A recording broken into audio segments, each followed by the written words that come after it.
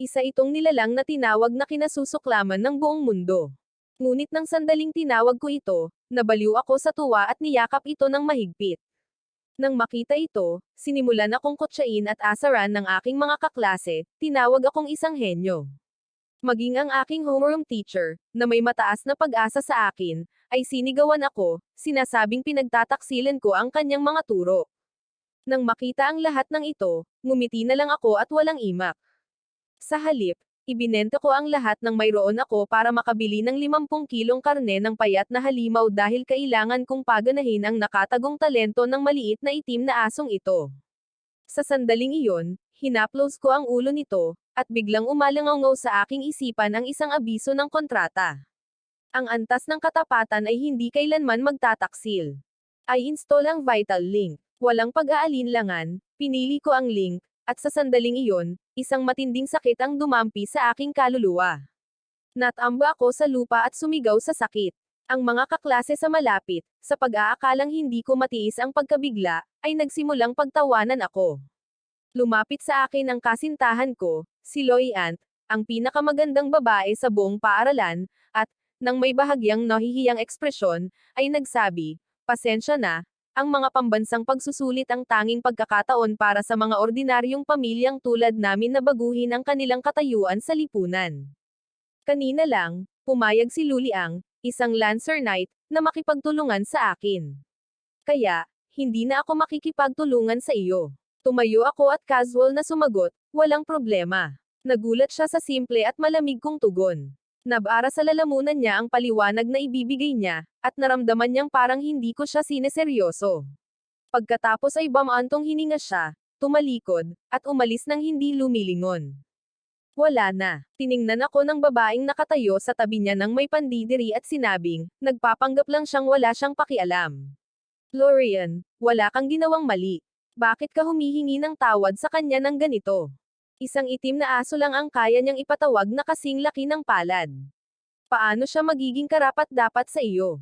Pero hindi ko pinansin ang mga sinabi niya noon dahil pagkatapos kong maging isang Vital Link, alam kong ang maliit na asong ito ay nakapagpagising sa isang talentong may ranggong SSS. Isang Postal of Voracity. Kaya nitong gawing enerhiya ang anumang pagkaing kinakain nito at baliwalain ang lahat ng limitasyon para maabot ang purification stage. Mukhang hindi naman nasayang ang sakit na nararamdaman ko. Sa buong Great Shaya Empire, mabibilang sa isang kamay ang mga taong may talentong may ranggong SSS, at sa tuwing may lilito na bagong tao, mataas ang pagtingin sa kanila ng buong bansa at tinitiyak ang kanilang kaligtasan dahil sila ay napakalakas. Binuhat ko ang maliit na itim na aso, inilapit ito sa aking mukha, at sinabing, "Mula ngayon, ang pangalan mo ay Eman. Ngayon ay maglilingkod ka na sa akin ng maayos." Amen Kushi, inilabas ko ang aking dila at dinilaan ang aking mga labi. Inihagis ko sa kanya ang isang steak, at sa isang kisap mata, nilagok niya ito nang walang pinalampas na kahit isang kagat. Ordinary meat devoid purification value plus 0.5 sa mismong sandaling iyon, ang kanyang katawan na kasing laki ng palad ay bahagyang lumaki ng halos hindi mahahalata ang bilis, at lahat ng kanyang base stats ay tumaas ng tig-iisang puntos, at ito ay dahil lamang sa pagkain ng isang simpleng steak. Kung kakain pa siya ng mas maraming pagkain mamaya, gaano katapat ang kanyang kapangyarihan. Bumilis ang tibok ng puso ko sa naisip, at ang mas nakakagulat pa ay ang aking sariling lakas ay bahagyang tumaas din. Tila ginagamit ng aking espesyal na kakayahan ang enerhiyang nakuha mula sa aking some creature. Maaaring ilipat din sa akin ang isang bahagi. Kaya agad akong gumastos ng mahigit 6,000 at bumili ng 50 kilo ng mutant lean meat. Sa isang simpleng pag-iisip, tinawagan ko si Emin pabalik. Nang makita ang matangkad na pulang mutant meat na nakalatag sa harap ko, nakaramdam si Emin ng matinding pagnanais na kainin ito. Agad niyang ibinuka ang kanyang bibig at sinimulang punatan ang karne, nilamon ito. Mabilis niyang ginawang enerhiya ang bawat piraso. Habang patuloy siyang kumakain, isang walang katapusang enerhiya ang nagsimulang mapuno ang buong katawan ni Emin, at mabilis na lumaki ang kanyang tangkad sa harap ng aking mga mata. Kasabay nito, naramdaman ko ang sarili kong katawan na lumalakas sa bawat aspeto. Pagkatapos ng kalahating oras, lumaki si Emin sa mahigit 2 metro, at ang lahat ng aking lakas ay tumaas ng 10 puntos. Kahit na kumpara sa mga tao sa ibang klase, ito ay pambihira. Ang paraan ng paglakas ni MN ay halos parang pandaraya, at sa pamamagitan nito, mabilis kong natatakpan ang agwat na nahuhuli ko sa iba. Sa pag-iisip nito, pinindot ko ang opsyon ng evolution ng system ng walang pag-aalinlangan. Sa sandaling nakumpirma ko, ang nakakakilabot na pinagmumulan ng talento na nakatago sa kaibuturan ni Aman ay nagsimulang manginig, at biglang isang kakaiba, itim, at nagpapadalisay na puwersa ang sumiklab. Ang kanyang mga selula ay nagsimulang mabilis na hatiin. Ang mga gene ay muling naayos, at ang kanyang buhay ay umabot sa isang bagong antas. Binabati kita, ang iyong summon creature Ming ay nakakuha ng kasanayang rent. Binabati kita, ang iyong summon creature Ming ay gumising ng isang bagong talento, Gigantism. Pinalaki nito ang kanyang laki. Ang lakas at depensa ay tumataas ng 300%, ngunit ang bilis ay bumababa ng 50%. Pagkatapos ng ebolusyong ito, lahat ng stats ni Aman ay tumaas ng 50 puntos, kahit na siya ay nasa level 1 pa rin. Kahit ang mga summon creatures na may mataas na antas ay hindi kayang makipagkompetensya sa kanya. Ang mga summon creatures ay nahahati sa 4 na kategorya, D, Intermediate, High, at Superior. Sinusuri ang mga ito batay sa talento, at ang SS ay itinuturing na pinakamataas na antas. Ngunit hanggang ngayon, walang nilalang na may talento sa ranggo ng SS ang lumitaw. Pagkatapos noon, iniuwi ko si Amin at natulog. Gusto kong makita kung anong uri ng mga tao ang lilito sa national exam bukas. Kinabukasan, isang grupo ng mga estudyanteng kumukuha ng pambansang pagsusulit ang nagtipon sa plaza. Ipinaliwanag ni Len sa lahat ang mga pag-iingat na dapat gawin kapag pumapasok sa piitan. Ngayong taon, maraming estudyante mula sa mga nangungunang high school ang lumahok sa pambansang pagsusulit. Kaya, nasa tugatog na ang kompetisyon. Si Luliang, na noong una ay lubos na may kumpiyansa, ay mukhang medyo kinakabahan ngayon. Maya-maya, may nagsalita, Shalan, papasok ka ba talaga? Sumuko ka na, kung hindi, mapapahiya ka. Gaya ng sabi nila, kung hindi ka lalaban, maaari kang magsinungaling sa iyong sarili, na sinasabing hindi ka pa natatalo. Si Chow iyon, at kasama niya si Lorvend, na, suot ang lubid ng salamangkero, ay nagpaganda sa kanyang magandang pangangatawan. Malinaw na nasa iisang koponan sila. Hindi ko sila pinansin. Maya-maya, tumunog ang isang kampana, at sabay-sabay na bumukas ang 4 na malalaking pintong tanso. Isang malamig at nakakatakot na aura ang agad na lumabas mula sa mga bitak sa mga pinto. Walang pag-aalinlangan, maingat na sinuri ng lahat ng mga estudyante ang impormasyon tungkol sa piitan na kanilang papasukin. Ito na ang katapusan. Ang aming pangalawang high school ay nasa piitan ng Osems Forest, na itinuturing na isa sa mga piitan na may pinakamataas na antas ng pagkabigo.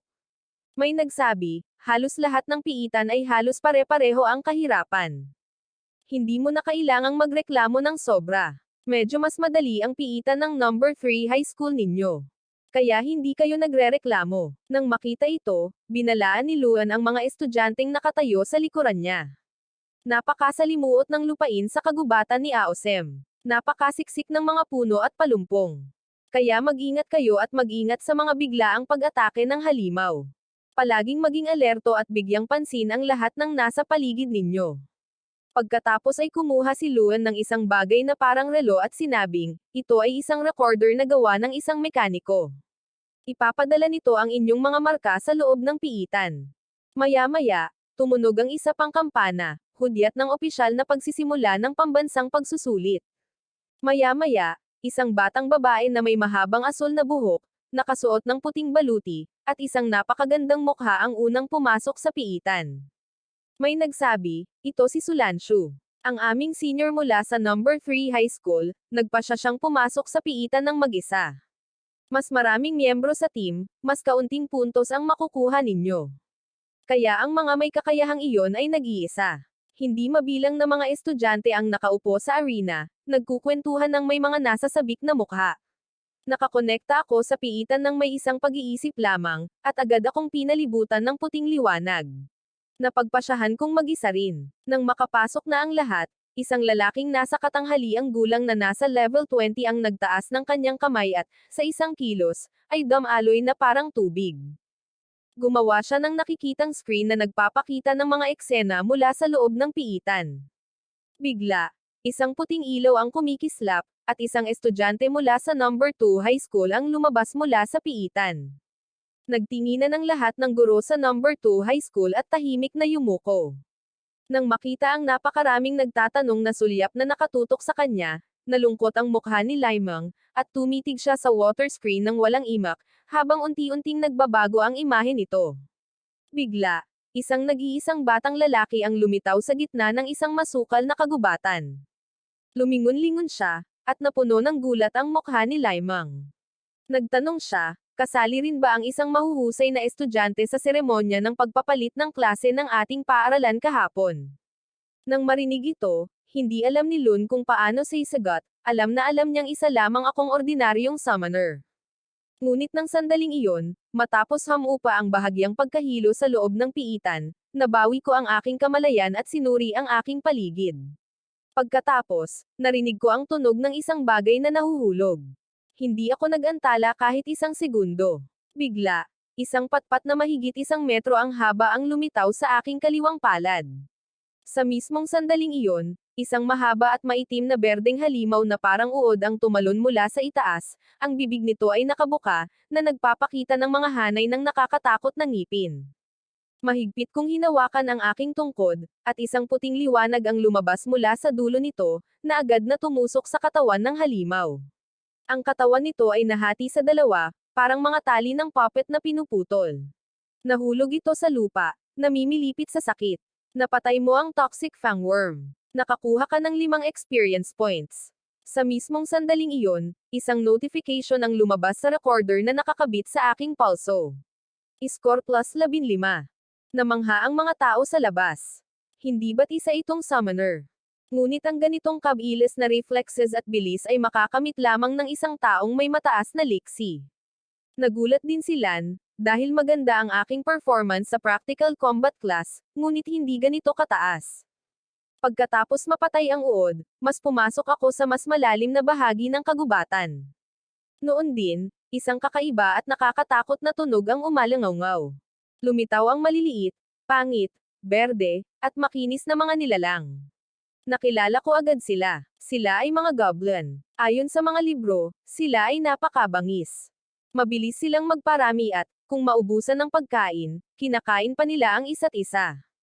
Sa tansya ko ay may humigit kumulang 50 o 60 goblin dito. Kung sabay-sabay nila akong aatakihin, halos wala na ang tsansa kong mabuhay. Kaya, agad kong tinawag si Emin. Sa mismong sandaling iyon, isang puting liwanag ang kumikislap, at isang mahaba, malakas, at parang lobo na ungol ang umalangaw sa kagubatan.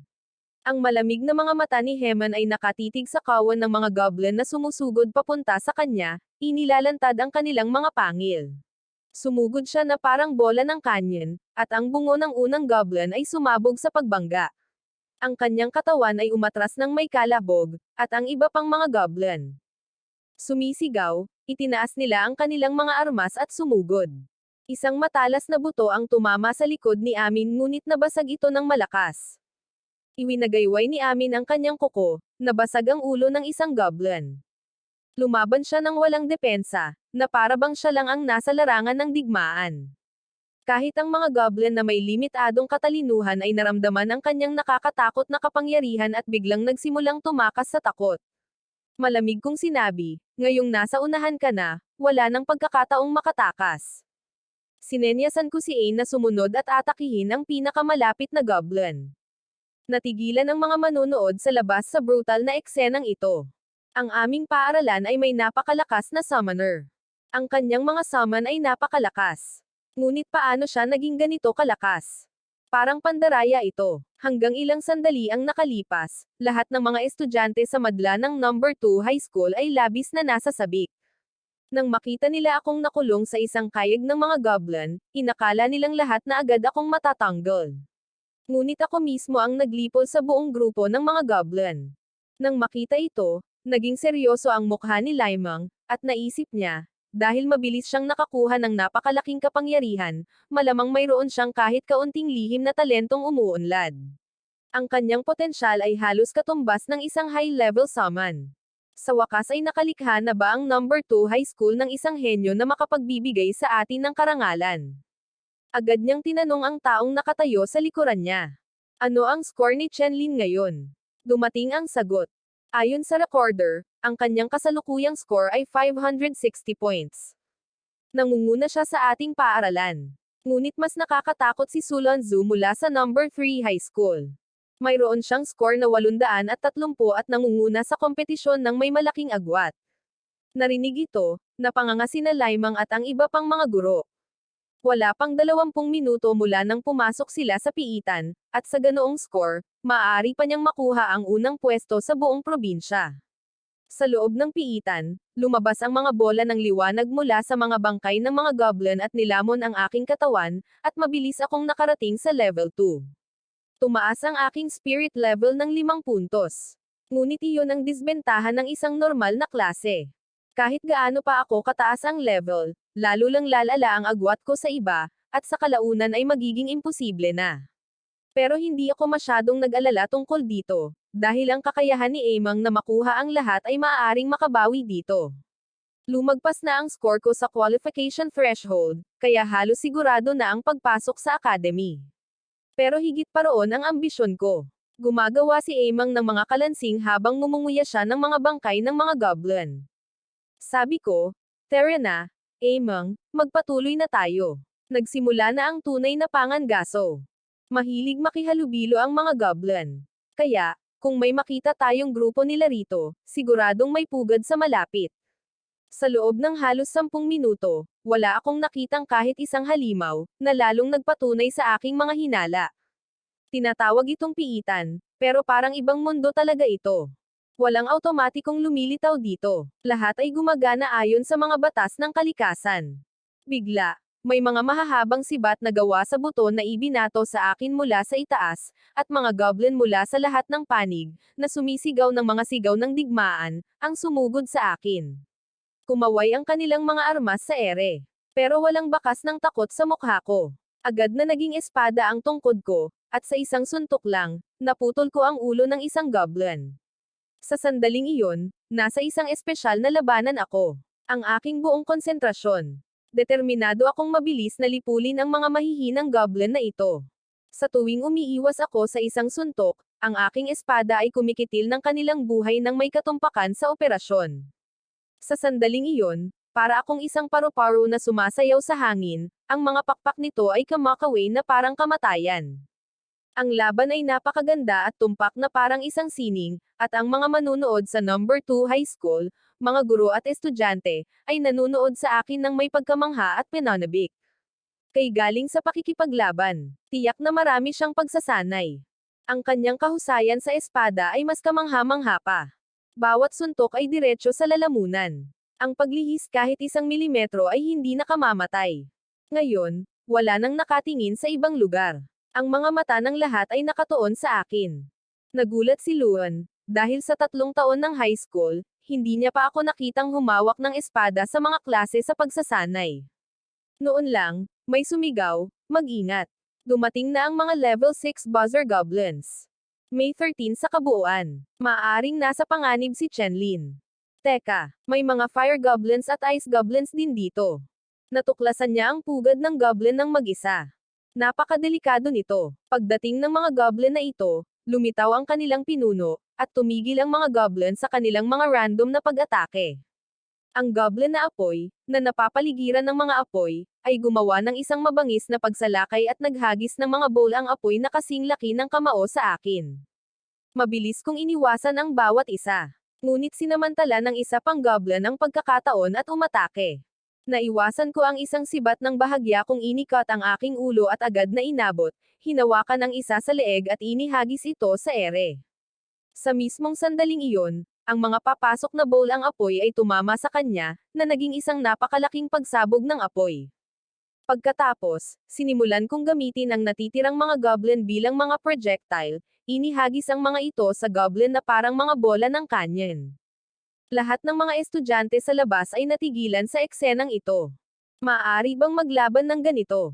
Kahit ang kanilang guro, si Lan, ay natigilan, dahil hindi niya maalala na nagturo sa akin ng ganitong pamamaraan. Samantala, lubos kong nalito ang mga goblin na apoy. Kung gumamit sila ng mahika, papatayin nila ang sarili nilang mga kasama, at kung hindi, papatayin ko sila. Sinamantala ang kaguluhan, palihim na lumapit si Emin mula sa likuran at sinimulan silang patayin isa-isa. Iilan na lamang ang natira sa karamihan ng daan-daang goblin, at wala silang ibang nagawa kundi tumakas. Sa pagkakataong ito, hindi ko sila tuluyang napatay, ngunit nagpasya akong dahan-daang habulin sila hanggang sa kanilang tagwan. Sinundan ko ang mga tumatakas na goblin hanggang sa marating ko ang isang kuweba. Nang sandaling iyon, isang grupo ng maliliit at berdeng mga figure ang tumalon mula sa bangin sa itaas. Mahigpit kong hinawakan ang aking espada at sumuntok ng malakas. Hiwalay na bumagsak sa lupa ang mga ulo at katawan ng mga goblin. Si Emin, na ang paningin sa gabi ay napakatalas, ay hinawakan ang natitirang dalawa, nilamon sila ng may nakakatakot na langit-ngit. Bigla, lumitaw ang liwanag ng hindi mabilang na mga sulo mula sa paligid ng sulok ng kuweba. Naging malungkot ang aking mukha, at agad akong umatras. Gumagapang ang mga kawan ng mga nakakatakot na figure sa mga pader. Sumigaw ako ng malakas, Emin. Sumigaw siya. Agad na lumaki ang kanyang katawan ng may nakapangangilabot na bilis.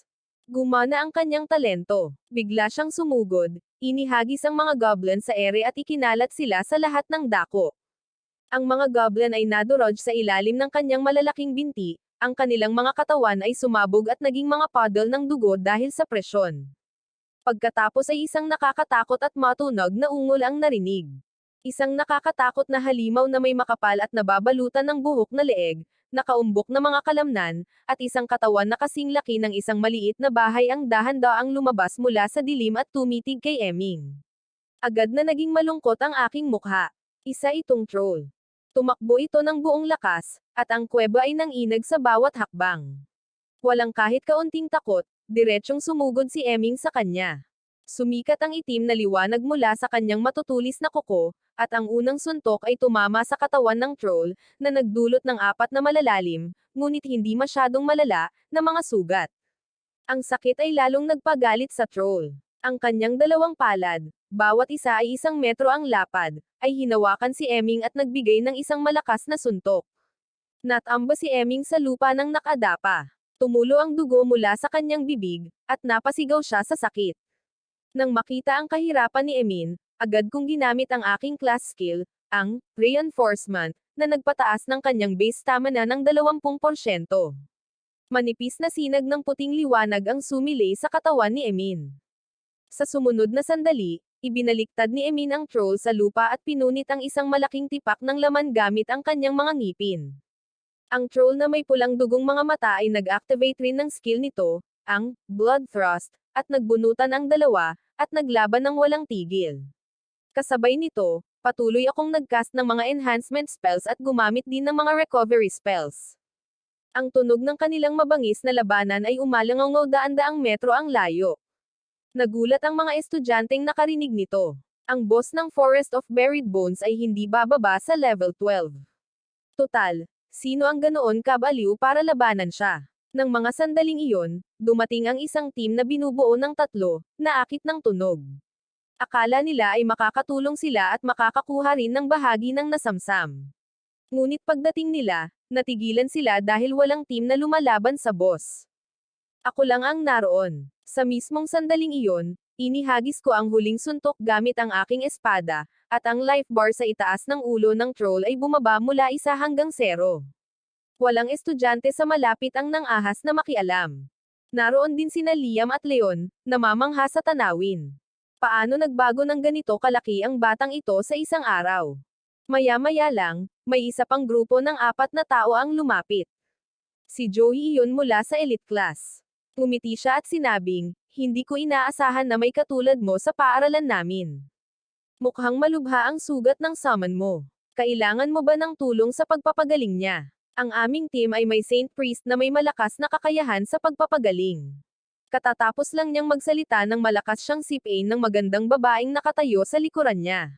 Ngumiti ako sa kanila at sinabing, hindi, salamat, maayos ang lahat. Nang marinig ito, tumalikod sila para umalis. Pero habang paalis sila, nakita nila ang marka sa kamay ko. 5,320 muntik nang magmura si Zhao. Sa sandaling iyon, sumugod si Levant, na namumula ang mukha, patungo sa akin. Nang makalapit siya sa akin, malamig na nakatitig sa kanya ang mga matang pula ni Eming. Agad na naramdaman ni Levant na parang nanigas siya sa buto. Nanghihina na ang kanyang mga binti, at ang kanyang isipan ay lubos na nalilito. Hindi ko siya nilainggan, natatakot na baka mabaigo ulit ako sa kanyang lambot. Pagkatapos noon, bumalik ako sa kuweba at hinayaan si Eming na palakasin ang kanyang sarili. Matapos niyang limunin ang lahat ng mga halimaw, isang kako ng enerhiya ang nakapalibot sa kanya. Tila ang ebolusyong ito ay magiging mas dakila pa kaysa sa nauna. Iniisip ko lang kung gaano kalakas ang kanyang lakas sa pakikipaglaban kapag lumabas na siya. Ilang sandali pa, isang malapad na talim ng matatalas na kuko ang palm unit sa kakon ng liwanag, at lumabas si Eming, na mas malaki pa ang kanyang laki. Ang kanyang balahibo ngayon ay malalim na asul, mukhang maharlika at malamig. Nagkaroon din siya ng dalawang bagong kasanayan, intimidation at fire, at ang kanyang talento ay tumaas din ang antas. Ito ay isang ganap na bagong transformasyon. Isang oras na lang ang natitira bago ang pagsusulit. Sumakay ako sa likod ni Eming at nagsimulang maghanap ng mga tagwan ng ibang mga halimaw.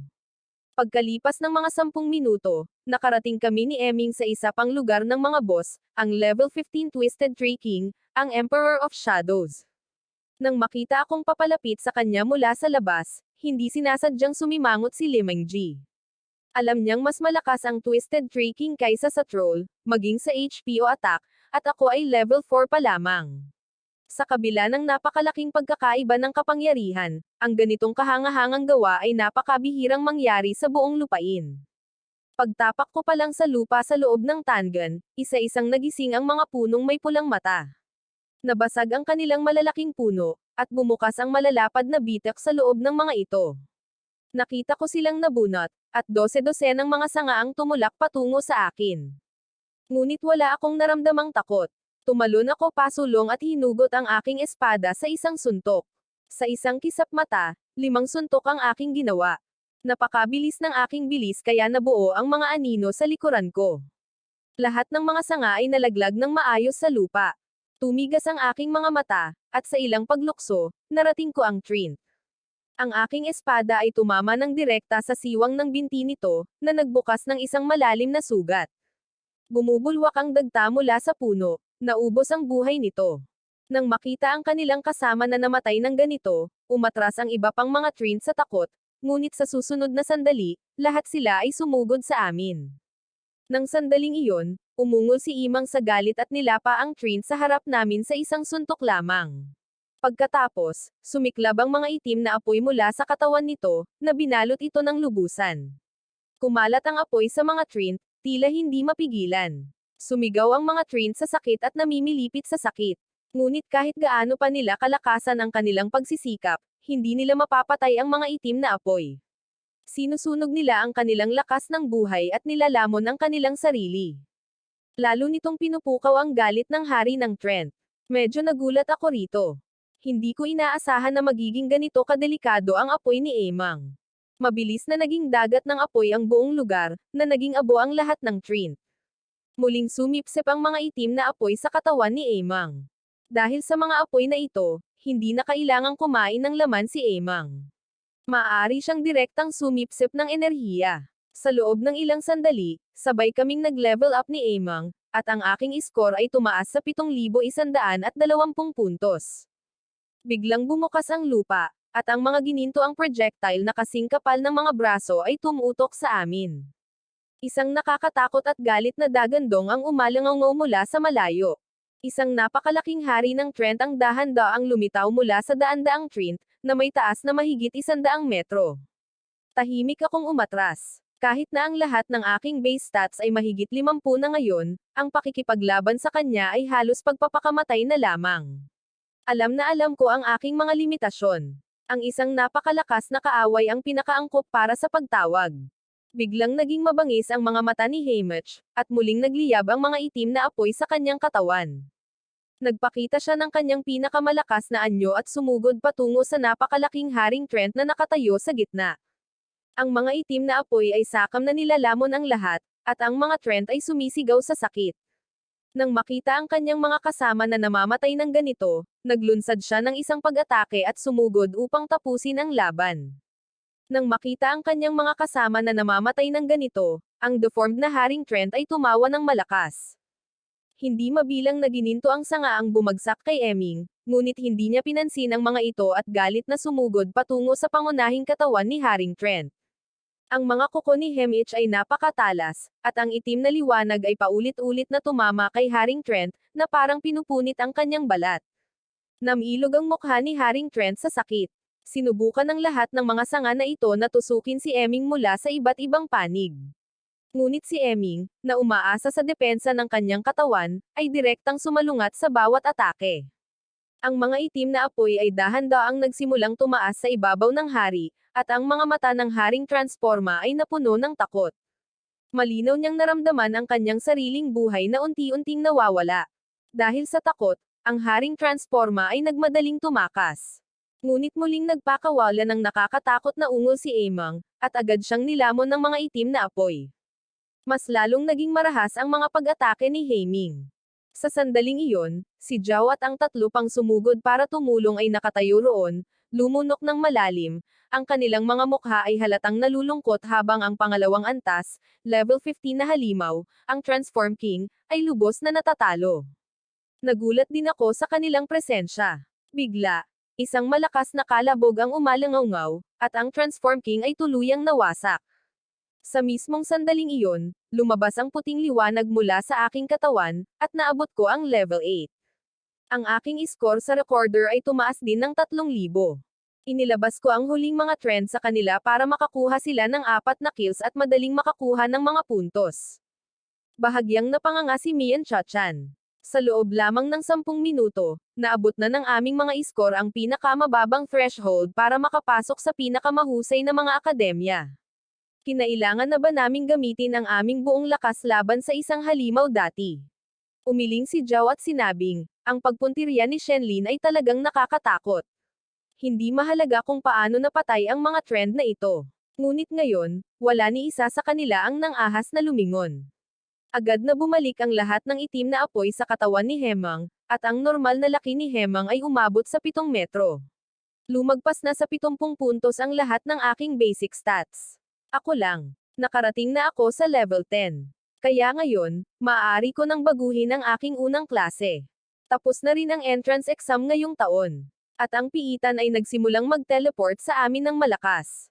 Napapaligiran ng puting liwanag, hindi mabilang na mga estudyante ang isa-isang bumalik sa malawak na arena, agad na sinalubong ng mainit na pagtanggap at mga upuan. Nakaupo sa tabi ko ang 7 metrong taas na si Aimang, nakayuko.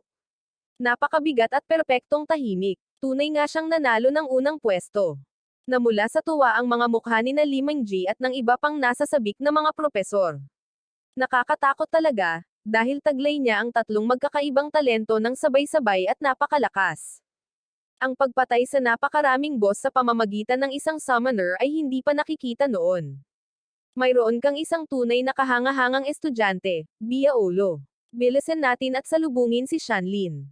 Mabilis silang isinama ni Limang Ji.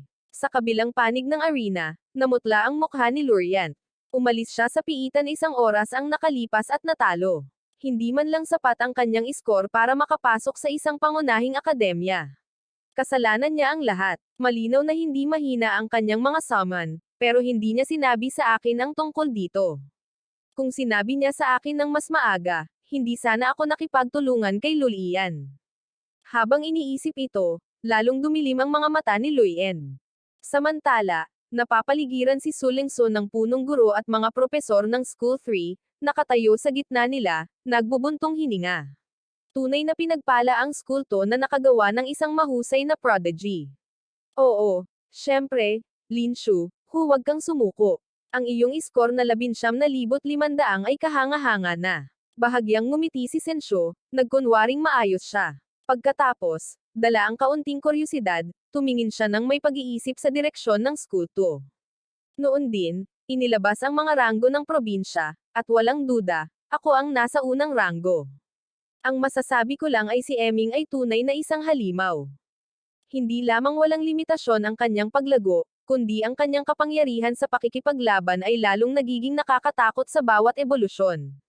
Ngayon ay hindi na ako makapaghintay na makita ang aking susunod na summon. Pag-uwi ko sa bahay, ibinahagi ko ang balitang ito sa aking nakababatang kapatid na babae at ina, at ang premyong 1,000,000 yuan para sa pagkapanalo sa probinsya ay direktang inilipat sa aking account. Ngayon, hindi na kailangang mamuhay sa kahirapan ng aking ina at kapatid na babae. Pagkatapos nito, bumalik ako sa aking silid upang maghanda para sa aking unang pagpapalit ng klase.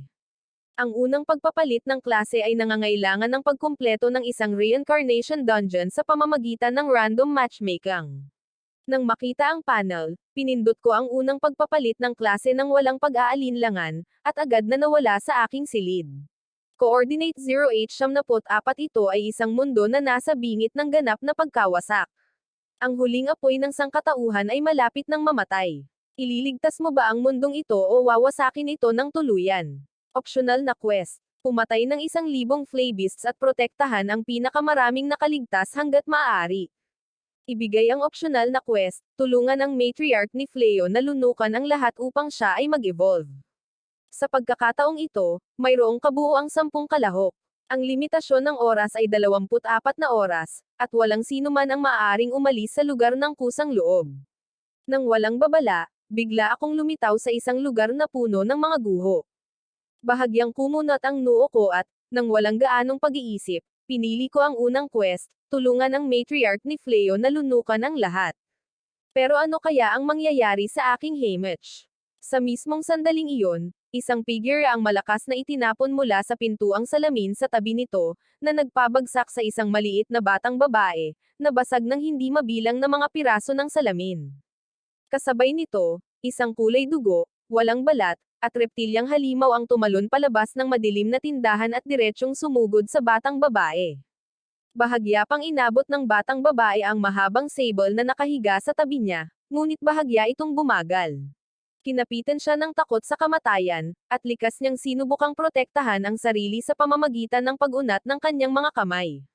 Noon din, isang kislap ng espada ang humiwa sa hangin, na pumutol sa ulo ng gumagapang na disaster beast sa isang suntok lamang. Nawalan ng balanse, bumagsak ang halimaw sa lupa.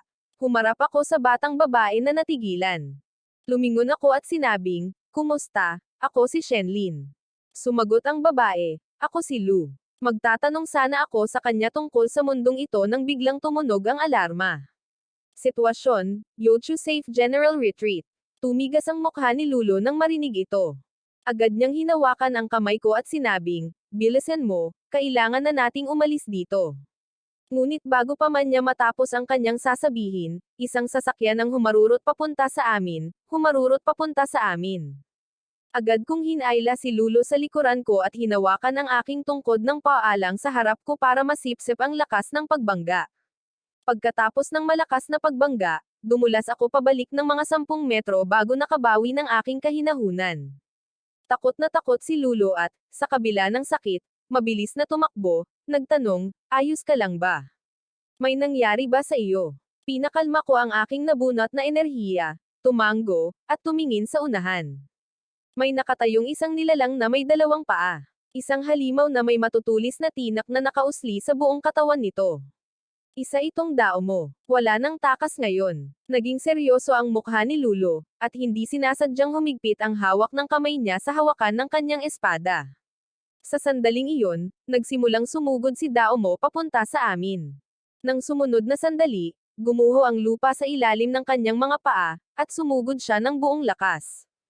Bago pa man makareact ang sinuman, isang anino ang dumaan sa kanya na parang kidlat at dumiretso sa halimaw. Hinugot ko ang talim ng aking tungkod at itinapat ito sa matutulis at matulis na mga braso ni Daomo, na may malinaw at metal na tunog. Umungol si Daomo sa sakit, at ang kabilang kamay niya ay malapit nang bumagsak sa aking ulo. Ngunit malakas ko siyang itinulak at sumigaw, "Lu, ibigay mo sa akin ang iyong espada." Nang marinig ito, walang pag-aalinlangang hinawakan ni Lu ang hawakan ng kanyang sandata, hinugot ito, at inihagis sa akin. Napuno ng diwa ng pakikipaglaban ang aking mga mata. "Magsimula tayo ulit." Para bang naramdaman niya ang aking hamon. Muling sumugod si Daomo, Ang kanyang malatalim na mga braso ay mabilis na umindayog. Ngunit hindi ako natakot. Hawak ang isang espada sa isang kamay at isang espada sa kabila, hinarap ko siya. Sa loob ng 5 segundo, nagpalitan kami ng malakas na suntok kaya't tila hamupa ang aming mga anino. Matapos ang hindi mabilang na banggaan, nakahanap ako ng pagkakataon. Yumuko ako para iwasan ang kanyang nakamamatay na suntok, at agad na lumipad pataas ang mahabang sable sa aking kaliwang kamay. Ang talim nito ay pumutol sa braso ni Daomo sa isang suntok lamang. Nang hindi siya binigyan ng pagkakataong makabawi, itinusok ko ang aking espada diretso sa kanyang puso. Tumagos ang espada sa kanyang matigas na balat. Nakatayo roon si Lu, hawak pa rin ang kanyang braso sa sakit. Lumapit siya sa akin at nagtanong, "Hindi ka taga rito, di ba?" Sagot ko sa mahinahong boses. "Maaari mo ba akong kwentuhan tungkol sa mundong ito?" Sabi ni Lu, "Lahat ng ito ay dahil kay Nikki. Tumagal ito ng 1 buwan. Maraming tao ang hindi nakatiis sa pagpapahirap at nabaliw. Pagkatapos ay naging mga halimaw sila na nabubuhay lamang para pumatay. Ngayon ay nagbago na naman si Nikki. Kumalat na ito sa mga bundok at ilog. Sinisira nito ang lahat, at hindi na alam ng sangkatauhan kung paano mabuhay." Nang marinig ko siya, sinimulan kong maunawaan ang kalagayan ng mundong ito. Noon din, mula sa kanto ng kalye, may mga 10 tao na tumatakbo, ang kanilang mga mukha ay namumula sa takot. "Show, anong ginagawa mo pa rito?" "Takbo," sigaw ng matangkad na babaeng nakatayo sa harap nila. Ngunit habang nagsasalita siya, ang lupa ay yumanig ng malakas, na parang may paparating na baha patungo sa amin. 12-dosenang mga flow dragon ang lumipad sa kalangitan, at narinig ang mga ungol mula sa lahat ng panig. Lumitaw ang mga disaster beast sa mga bubong ng mga gusali, ang kanilang mga uhaw na mata ay nakatuon sa amin.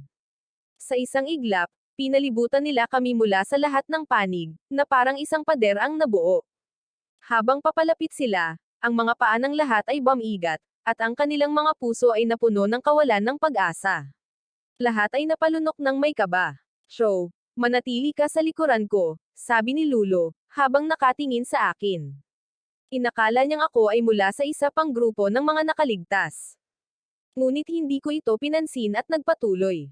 "Tumigil ka, anong ginagawa mo?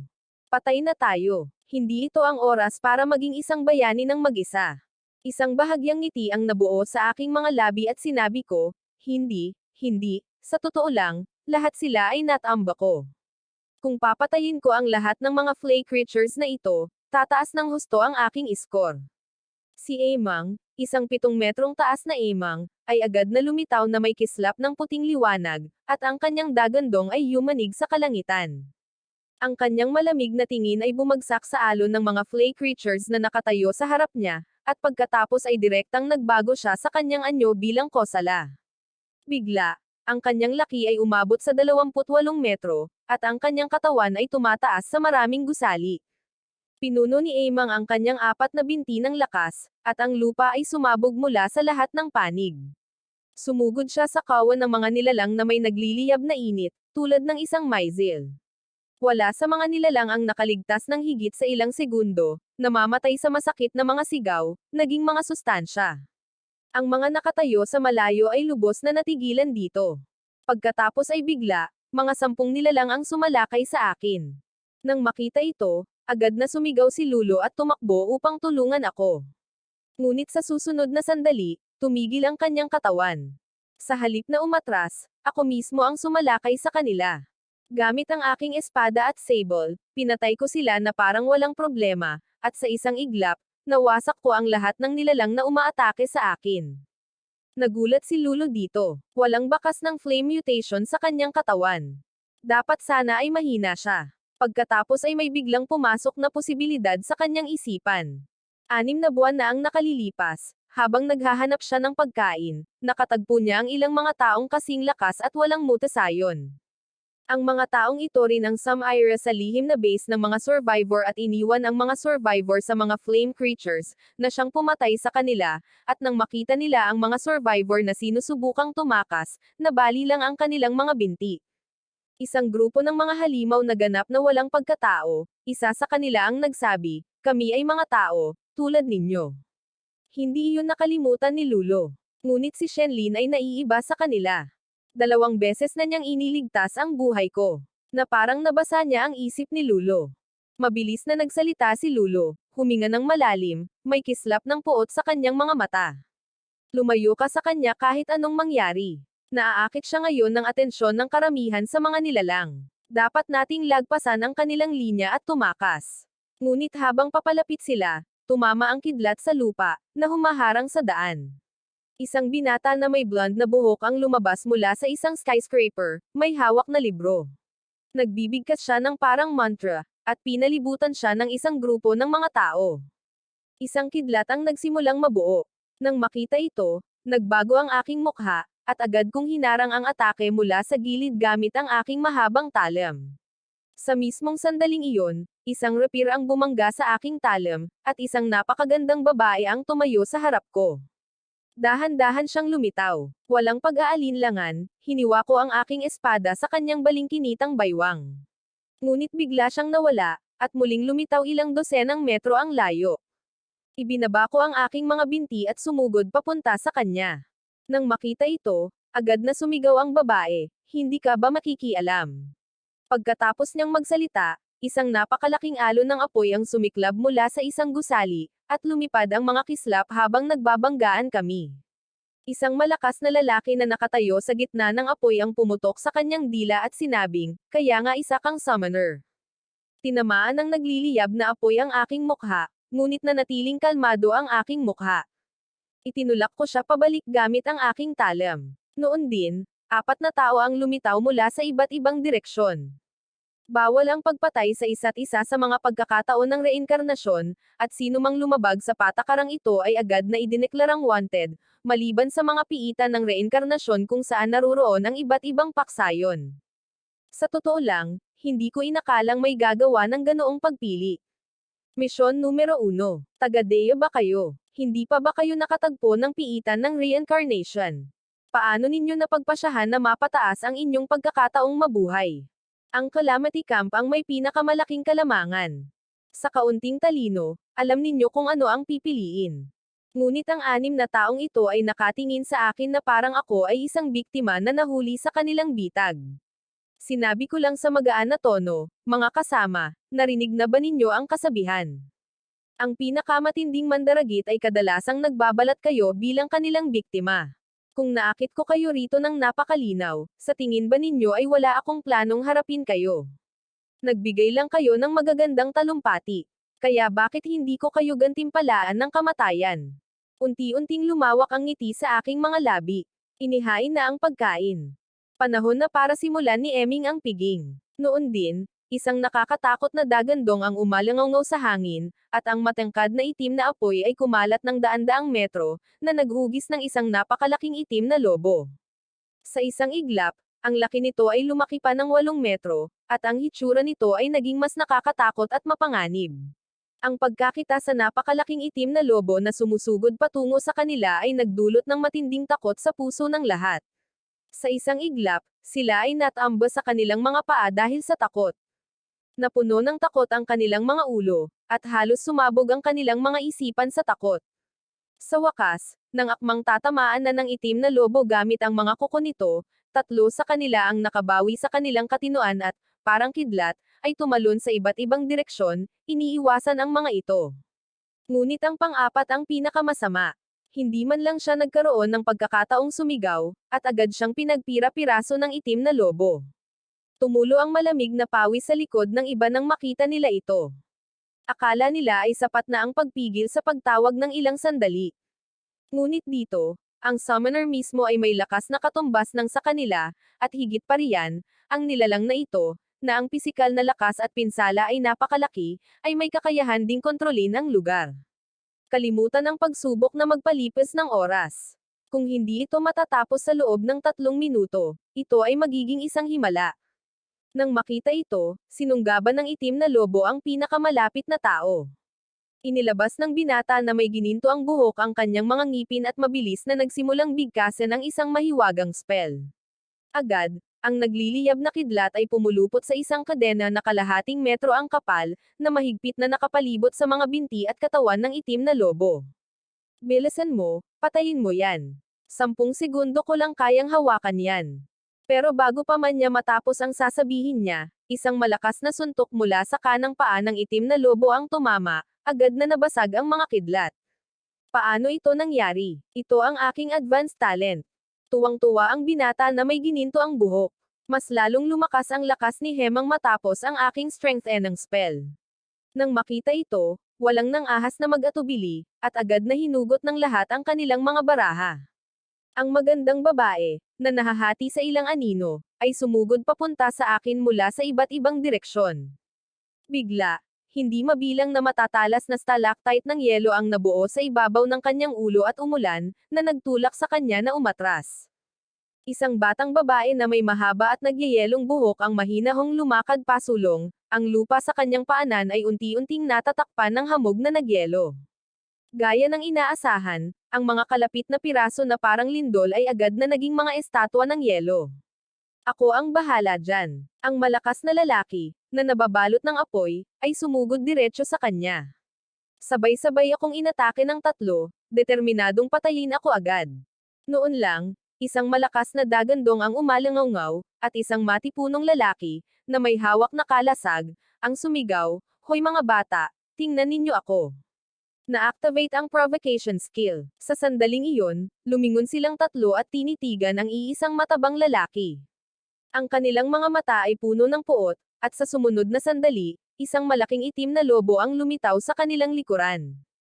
Ang kanilang kapalaran ay nakatatak na. Ang 3 lalaki ay nahati sa 4 na piraso sa isang kisap mata. Agad na lumingon si Eming at hinampas ang isang kalapit na gusali. 1 toneladang kalat ang lumipad patungo sa babae. Pinunit ng mga piraso ng bato ang kanyang damit at pinunit ang kanyang balat. Agad siyang nasalo ni Eming, itinaas ang kanyang paa, at malakas na bumagsak. Pagkatapos, nilamon ng maitim na apoy ang kanyang buong katawan.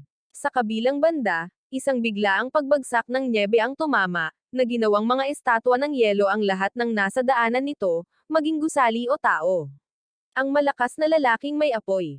Agad din siyang naging isang piraso ng yelo. Sa 7 biktima, isa na lang ang natitira. Lahat ng mata ay nabaling sa binata na may gininto ang buhok na may handgereng pumatay, at ang kanyang mukha ay namutla. Nagpakawala siya ng sunod-sunod na kidlat at agad na nagsimulang tumakas. Naiwasan ko ang lahat ng kanyang mga atake sa loob ng ilang hakbang, at sa isang hampas ng aking mahabang espada, ang kanyang katawan ay nadurog. Umalangaw ang aking boses habang nagtatanong ako, "Alam ba ninyo ang tungkol sa Mother Calamity Beast?" Tumanggo siya. Isa siyang espesyal na nilalang na lumitaw mula sa hindi mabilang na Calamity Beast, na bumubuo ng sarili nitong kamalayan. Papatayin natin ang Mother Calamity Beast na iyon. Tumanggo ako. Marahil kailangan natin siyang patayin para makuha ang pinakamataas na score, at iyon lamang ang paraan para mabigyan ng pag-asa ang mundong ito. Sa sandaling iyon, lumapit sa amin si Salnaxo at sinabing, "Nagkita na naman tayo ni Shenlin." Bago pa ako makapagsalita, nasa sabik na sinabi ng matabang lalaki, "Nakakamangha iyan, kuya, kaya ikaw ang sikat na Winter Guardian. Hindi nakakapagtaka na napakalakas mo." Matapos ang ilang sandali naming pag-uusap, lalong tumibay ang tiwala naming 3. Nalaman ko rin na ang pangalan ng matabang lalaki ay Lux Ian. Sinabi ko sa kanya ang balak kong patayin ng inang Kelel na hayop, at agad siyang pumayag ng walang pag-aalinlangan. Agad kaming naglakbay patungo sa sentro ng lungsod. Maya-maya, nakarating kami sa isang malaking tulay. Bigla, isa-isang kumislap ang mga pulang mata ng mga Calamity Beast, at sumugod sila sa amin ng may galit. Agad na nagpakawala si Eming ng isang intimidation wave at pagkatapos ay tumalon sa karamihan ng mga hayop na nakaharang sa kalsada. Sumibol ang mga itim na apoy sa paligid, ngunit nanatiling kalmado ang aking mukha. Nakita kami ng inang hayop. Biglang napuno ng nagyayelong asol na liwanag ang mga mata ni Sulancio, at nagmukha siyang isang tahimik na Diyos. Sa sumunod na sandali, lumitaw ang matutulis na mga stalactite ng yelo sa itaas ng kanyang ulo. Sa isang simpleng kahilingan lamang mula kay Sulancio, lahat ng mga stalactite ng yelo, alinsunod sa kanyang balak, ay bumagsak na parang kidlat patungo sa kawan ng mga hayop na nakaharang sa aming landas mula sa likuran. Hindi mabilang na mga hayop ang natusok sa mga ito, at nahulog ang mga ito na parang mga bowling pin. Ngunit mabilis na dumating ang iba pang mga halimaw. Nagsimulang lumapit sa amin ang mga nilalang mula sa buong lungsod. Malinaw kong nararamdaman ang pagtindi ng pressure. Mayroong daan-daang libo, marahil ay 1,000,000 pa, ng mga malamayan na halimaw na ito sa buong lungsod. Kahit na gamitin namin ang lahat ng aming lakas, hindi pa rin namin sila mapapatalsik lahat. Imposibleng pumatay. Noon din, sumigaw ako, kailangang putulin ang ulo ng ahas. Eming, pumunta ka at patayin mo si Mother Calamity Beast. Pagkarinig sa mga sinabi ko, agad na lumingon si Eming at tumakbo patungo sa tulay na parang kidlat. Isang mapanganib na aura ang naramdaman sa kabila ng tulay. Ito ay si Mother Calamity Beast. Pagdating ni Eming sa kabilang panig ng tulay, isang maitim na pulang galami na mahigit 10 metro ang haba ang biglang lumitaw mula sa ambon at tinamaan siya ng buong lakas. Lumipad si Eming palayo, winasak ang ilang mga gusali. Gumuho ang isang gusali, hanggang sa huminto siya mga 20 metro ang layo. Galit na umungal si Eming, at isang ulap ng alikabok ang naglaho. Tumayo siya mula sa mga konkretong kalat at punit-punit na mga bangkay. Ang kanyang mga titig ay parang yelo. Ang kanyang mga patayong mata ay nakatitig kay Mother Calamity Beast na nakatayo sa harap niya. Ito ay isang napakalaking bola ng mata, mahigit 60 metro ang lapad, at hindi mabilang na iba pang mga mata ang nakatuon kay Eming. Muling kumislap ang itim na apoy ni Eming. Sumabog ito sa galit. Walang saglit, inilunsad nito ang pag-atake, ang katawan nito ay sumusulpot na parang kidlat. Ang lakas ng nakakatakot nitong pagsalakay ay yumanig maging sa mga nakapalibot na gumuguhong gusali. Sa isang iglap, lahat ng mga pupil ng napakalaking bola ng mata na iyon ay sabay-sabay na lumiit, at 15 malalim na pulang galami ang sumugod kay Emang. Iniwasan ito ni Emang ng buong lakas. At nang maging imposible ang pagtakas, ang kanyang matutulis na kuko ay mababalot ng itim na liwanag, at tatama siya ng buong lakas. Ngunit ang tunog ng banggaan ay parang bakal na nagbabanggaan sa bakal. Bigla, isang galami ang tumama sa kanya ng malakas, na nagtapon sa kanya, at ang distansya na kanyang pinaghirapan na nilakbay ay nabawi. Hanggang ngayon, si Emang ay palaging umaasa sa kanyang brutal na lakas. Ang kanyang napakalaking lakas at depensa ang nagbigay sa kanya ng ganap na pangangibabaw sa malapitang labanan. Ngunit ngayon, wala na siyang magawa laban sa mga galami ng magkasanib na matang ito. Kasabay ng isang galit na ungol, ang itim na apoy nito ay sumiklab ng buong lakas. Sa isang iglap, ang matinding init ay kumalat sa buong paligid. Inilalabas ni Emang ang lahat ng kanyang lakas, at ang kanyang mana ay tumatakbo sa napakabilis na bilis. Ginawa niyang isang labanan ang laban na ito na isang buhay at kamatayan.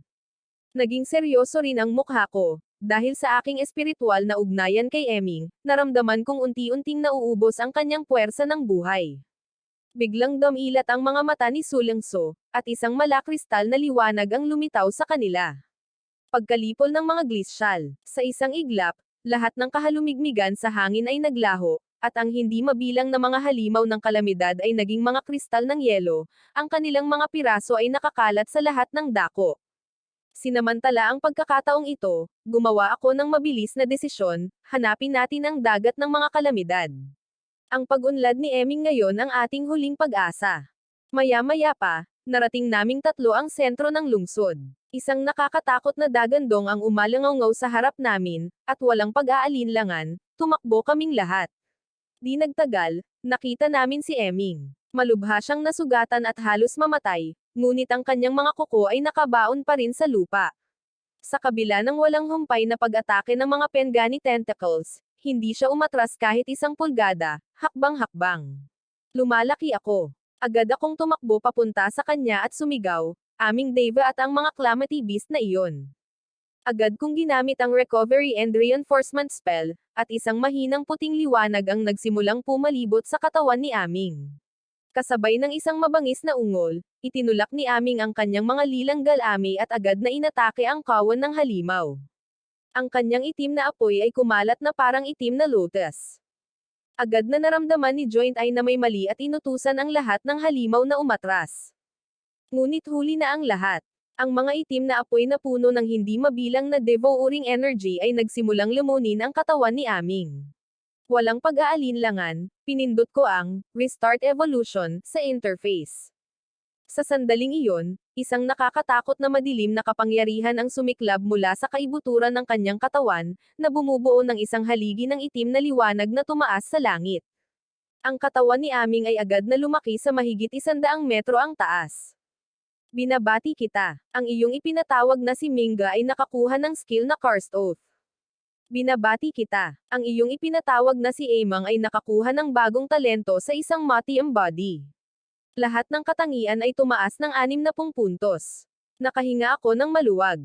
Napakalaking pag-upgrade. Tumingin si Amang kay Joint Eye.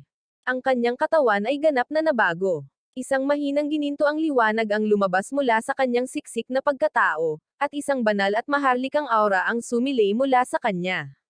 Nanginag ng husto ang mga pupil ng Joint Eye. Ang nakakatakot at paiba-ibang aura na iyon ay sandaling humawak sa kanya, na nag-iwan sa kanya na hindi makagalaw. Ngunit sa susunod na sandali, ang kanyang takot ay nauwi sa walang katapusang galit. Siya rin ay maaaring mag-evolve sa pamamagitan ng paglamon sa iba. Siya ay nakatakdang maging ang kataas-taasang nilalang. Ang kanyang malalaking lilang galame ay pamunit sa hangin at sabay na inatake si Amang. Ngunit si Amang ay nakatayong matatag, matibay. 15 galame ang nakabalot sa kanyang katawan. Gayunpaman, ang kanyang gininto ang aura ay bahagyang nabagot lamang. Sa susunod na sandali, ang mga itim na apoy, isang kombinasyon ng devouring power at condensed energy, ay sumiklab, na bumubuo ng isang nakakatakot na 400 metrong taas na Tyrant Beast. Sa isang kisap mata, isang kilometrong lugar ang nilamon ng isang dagat ng itim na apoy. Sinunggaban ni Aming si Joint Eye na parang kidlat, at habang itinataas niya ang kanyang mga kuko, ang anino ng higanteng halimaw na nakatayo sa likuran niya ay inulit ang parehong aksyon.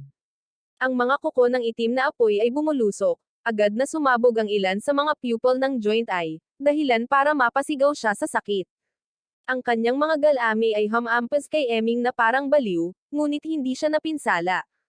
Umungol ang Giant Eye at nagsimulang sumipsip ng masamang enerhiya, na agad na sumanib sa kanyang katawan. Sa isang iglap, mas lalong lumaki ang kanyang laki, at hindi mabilang na matutulis na tinak ang tumubo sa kanyang maitim na pulang galame. Ito ang kapangyarihang iniipon niya upang umunlad sa kanyang susunod na antas ng buhay. Ngunit ngayon, napilitan siyang gamitin ito nang wala sa oras. Sa sumunod na sandali, ang mga pulang galame nito ay humampas kay Aming mula sa lahat ng direksyon. Ang dalawang kalaban ay sumugod ng walang humpay sa isa't isa. Walang humpay na nayanig ang lupa, ang kanilang mga ungol ay umalangaw sa kalangitan. Lumipas ang mga oras sa gitna ng mga guho. Sa wakas, si Aming na lamang ang nanatiling nakatayo, habang ang hindi mabilang na mga pupil ng napakalaking matang iyon ay unti-unting dumilim. Tumama ito, at ang buong katawan niya ay unti-unting nilamon ng mga itim na apoy. Sa sandaling iyon, humagalpak kami ng tawa ni Sulengso, habang malapit na kaming makakuha ng mataas na score para sa pagpatay sa Mother Calamity Beast at libu-libong iba pang Calamity Beast. Noon din, tumunog ang isang notification, at agad kaming nawala.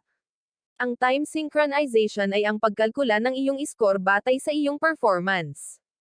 Nakapatay ka na ng kabuoang 8,560 Calamity Beasts at nawasak mo na rin ang Mother Calamity Beast.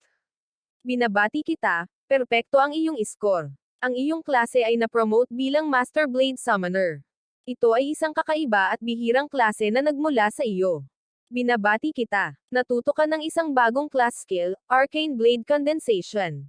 Ang skill effect ay isang espada na umiiral sa pagitan ng realidad at ilusyon. Hindi nito pinapansin ang lahat ng pisikal na depensa ng target at direktang inaatake ang kanilang isip, na nagdudulot ng espesyal na trauma sa pag-iisip. Medyo nagulat ako nang mabasa ko ito. Nangangahulugan ito na ang skill na ito ay ganap na hindi pinapansin ang mga pisikal na depensa at direktang nagdudulot ng pinsala sa kaluluwa o isip ng kalaban. Ibig sabihin, kung ang kalaban ay kulang sa mental defense, maaari silang patayin sa isang suntok lamang. Nakakakilabot talaga ang skill na ito. Agad na lumitaw sa palad ko ang isang espada na kumikinang at may hindi mabilang na ron. Pero habang ginagamit ko ang Arcane Blade, halos naubos na ang aking espiritual na enerhiya. Umiling ako at nawala ang espada. Mukhang magagamit lang ang skill na ito sa matinding sitwasyon. Bahagya akong ngumiti at binuksan ang telepono ko. Matapos tanggapin ang mga friend request ni Nahoni, Lokshan, at Sulengso, agad kong nakita ang isang mensahe mula kay Luan. Darating ang mga recruiter mula sa mga nangungunang academy ngayon ng 2 p.m. Pumasok kayo agad sa paaralan. Nag-isip ako sandali, at dahil wala akong espesyal na gagawin, agad akong nagtungo sa Faga No. 2 High School. Habang naghihintay sa gate ng paaralan, nakita ako ni Luan at nilapitan ako. Sa wakas, nandito ka na. Sa pagkakataong ito, nagpadala na ng kanilang mga recruit ang 5 nangungunang academy dito. Hindi pa ito nangyari dati sa Fagan City. Sinundan ko si Luan papunta sa opisina.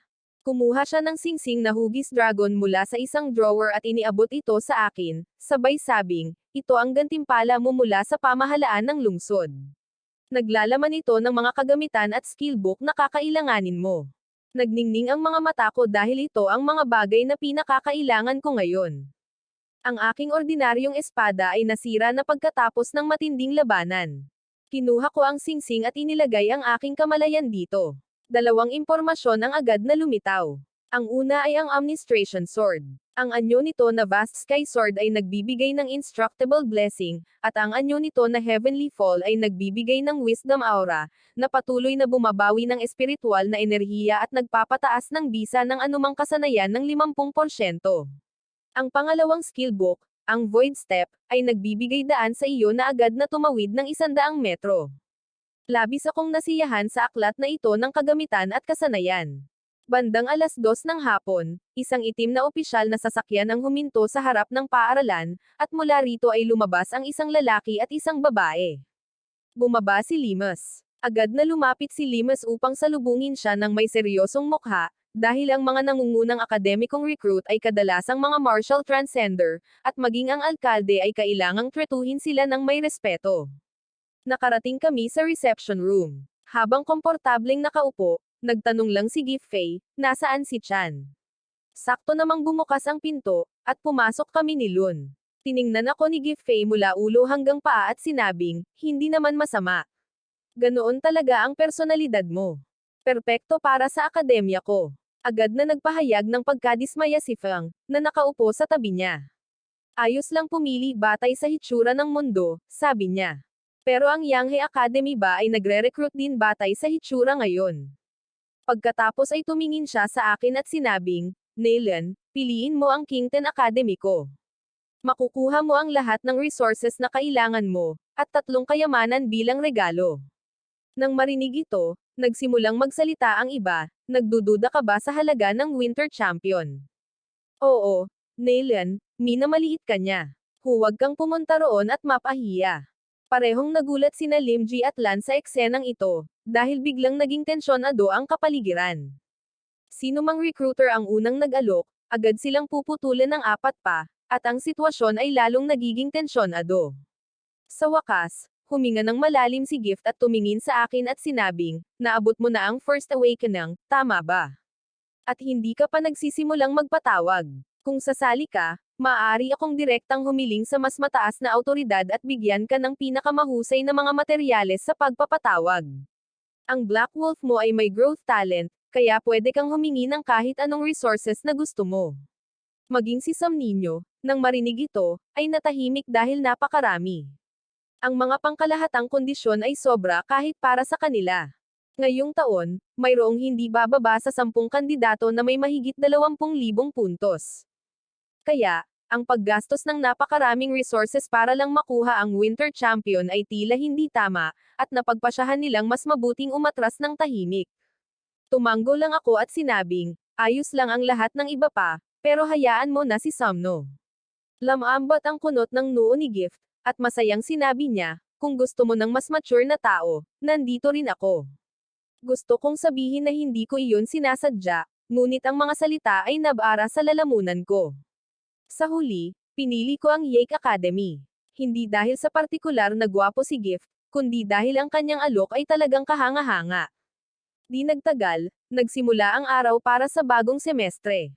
Ang kanilang akademya ay matatagpuan sa Chongtian City, ang kabisera ng Jusong Province, at umaakit sa pinakamahuhusay na estudyante mula sa buong bansa.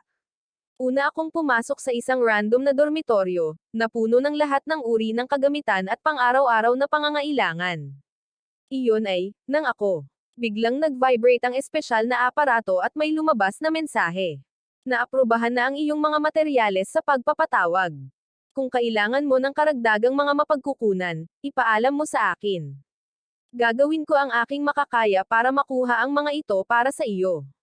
Pagkatapos ipadala ang mensaheng ito, sumandal si Jazz sa kanyang malambot na upuan, at si Doubt, na nakatayo sa tabi niya, ay gulat na nagsabi, pero mayroon na tayong sapat na mapagkukunan para mag-recruit ng 4 na kampyon sa antas probinsya. Ang lahat ng ito ay higit pa sa aktwal na halaga ni Shenlin. Sa totoo lang, hindi niya karapat-dapat sa ibinigay natin sa kanya.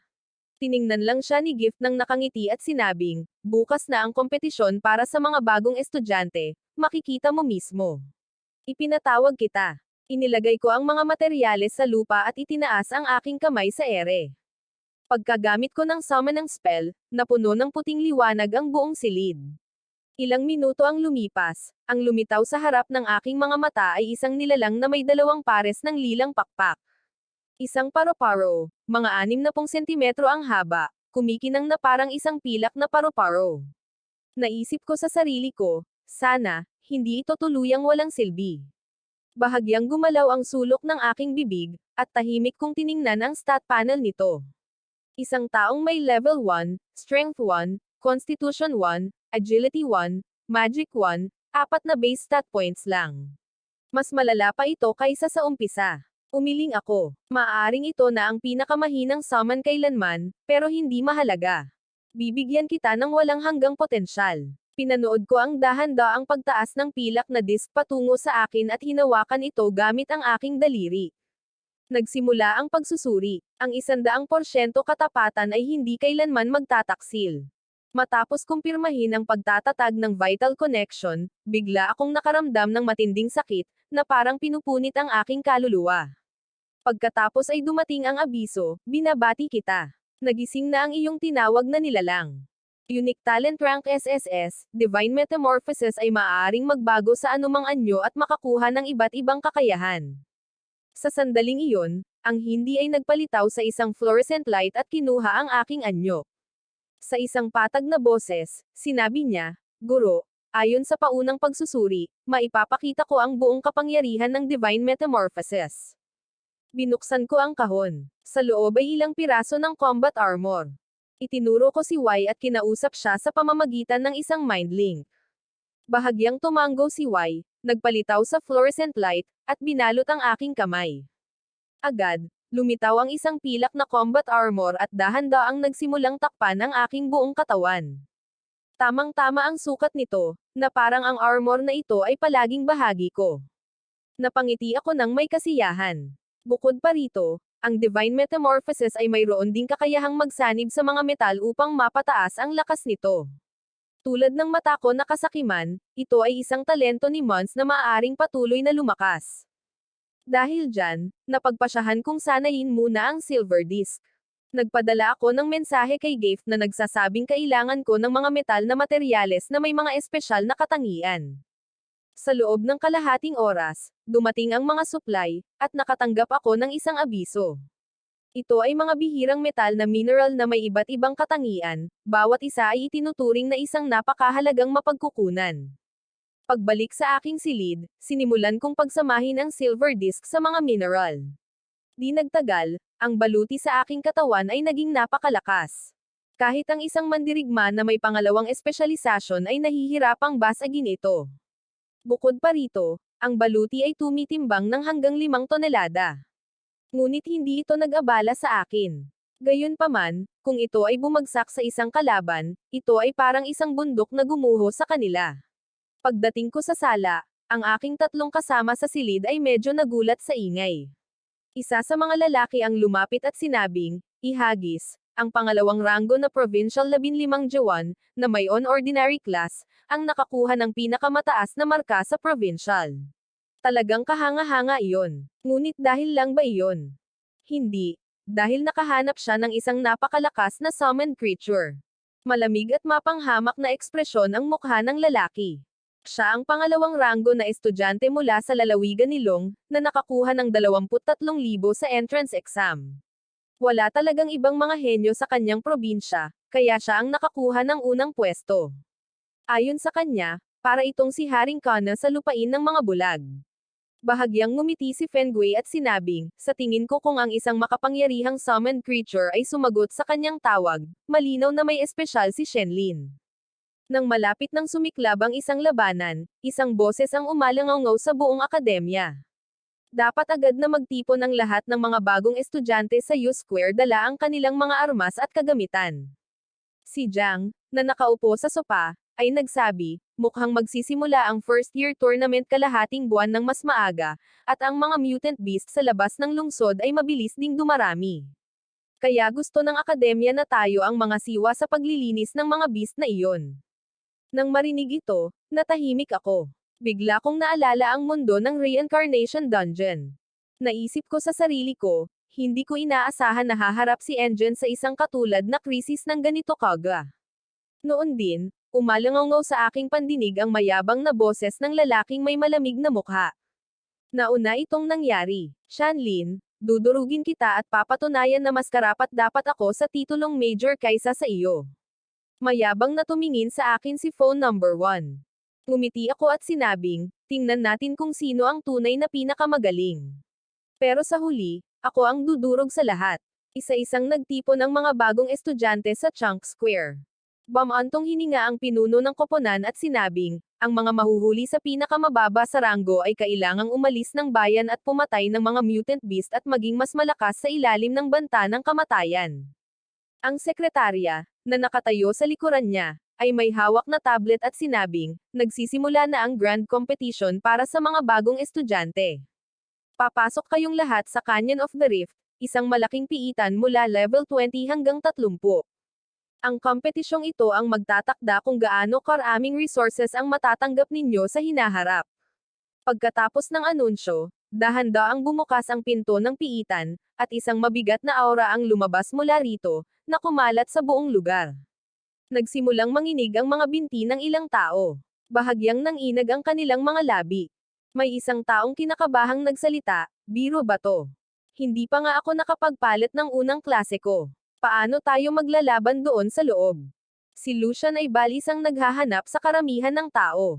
Maya-maya, nakita niya ang taong pinakapinagkakatiwalaan niya, si Piglin.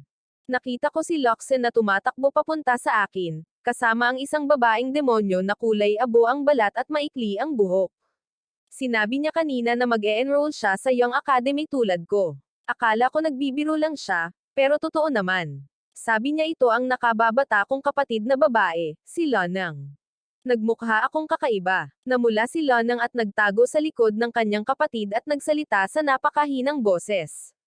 Bamantong hininga ako. Sumuko ako at ipinadala sa kanila ang imbitasyon sa party. Nang makita niyang nagdagdag ako ng mga kasamahan sa koponan, bahagyang kumunat ang noo ng lalaking walang ekspresyon.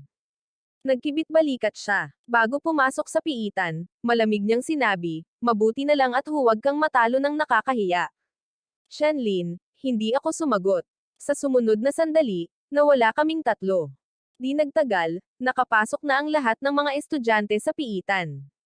Ikinumpas ng isang instructor ang kanyang kamay at nagcast ng water projection spell. Ang Canyon of the Rift ay umaabot ng daan-daang kilometro, parang isang higanteng mesa. Pagpasok namin, isang malakas na dagandong ang umalangaw mula sa harap. Magaling. Ngayon ay masusubukan ko na ang aking kasalukuyang lakas. Sa isang iglap lamang, isang pilak na paru-paro ang lumitaw sa isang kislap ng puting liwanag.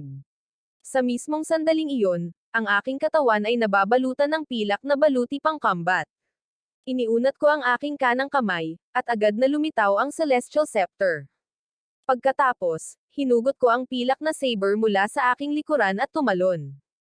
Nawala ang aking anyo at, sa isang iglap, muling lumitaw 12-12 metro ang layo, nakaharap sa mga halimaw. Ito ay isang kasanayang karaniwang ginagamit upang makatakas. Ngunit ginagamit ko ito upang isara ang distansya. Oo, ginamit ko ang aking. Hiniwa ko ang Celestial Blade na parang naghihiwa ako ng mantikilya. Ang espada ay madaling hiniwa ang mga katawan ng ilang halimaw. Hindi ako tumigil. Parang malabo ang mga galaw ko. Sa isang kisap mata, natusok ko silang lahat. hindi man lang nagkaroon ng pagkakataong gumanti ang mga halimaw. Natamba sila sa lupa sa gulat. Nang makita ito, tuwang-tuwa na bulalas ni Lox Ian. Lin, napakalakas mo. Hindi na natin kailangang gumawa ng kahit ano. Samantala, mabilis na naipon ang mga experience points. Tunay na isang kagalakan ang magkaroon ng isang tunay na makapangyarihang kasamahan sa koponan. Natigilan ang mga instructor sa labas, na nanonood sa eksena. Ang bilis at pinsalang ito ay halos kapantay ng isang hidden melee class. Ang mga base stats nito ay talagang kakaiba. Kahit si Shenlin, na may pangalawang klaseng espesyalisasyon, ay hindi kayang magpakita ng ganitong kapangyarihan sa melee. Noon lang, naisip ng isang instructor, ito ba ang pangalawang summon niya? Isang summon na kayang magbagong anyo bilang sandata ang hindi pa nakikita noon. Kahit ang mataas na pinag-aralang din. Medyo nagulat siya. Nang makita ang isang nasiyahan ng ngiti sa mga labi ni Gefeth, tumanggo siya. Mayroon pa ring mga 10 tao na may mas maraming puntos kaysa kay Shenlin. Napakababa ng mga marka ng koponan. Kung iyon lang ang kaya niyang gawin, hindi niya karapat-dapat ang titulong kampyon. Siya ang magiging bituin mo, hindi ba? Ano ang silbi mo kung mapahiya siya? Sasagot na sana siya ng malakas, tinamaan siya sa likod ng ulo niya. Bumubulwak ang itim na dugo mula sa ulo ni Futang. Samantala, ang aking pilak na baluti sa loob ng tangshan ay puno na ng dugo. Kaya kung patayin ang mga level 20 na halimaw sa isang suntok lang. Mukhang narating ko na ang tugatog ng pangalawang ebolusyon. Kahit hindi ko direktang matalo ang isang mandirigmang may ikatlong ebolusyon, kahit papaano ay makakatakas ako ng hindi nasasaktan. Bigla, isang alon ng negatibong emosyon ang dumaloy sa aking isipan, na parang hinihimok akong kitilin ang sarili kong buhay. Nang makita akong nakatayo, mabilis na sinabi ni Lox Ian, lunan mo ang sa iyo. Bawiin ko ang domain, alam kong espesyal ang talento niya. Agad itong ginawa ni Lonang na kinakabahan. Ngumiti ako at tiniyak sa kanya, huwag kang mag-alala, hindi ako maaapektuhan ng mga ganyang bagay. Sinulyapan ko ang aking recorder, 100 puntos lang. Masyadong mabagal. Kung gusto kong lumakas ng mabilis, dapat kong makuha ang unang pwesto anuman ang mangyari at makuha ang buong suporta at resources ng akademya. Kailangan ko ng maraming resources para kina Yang at Eming.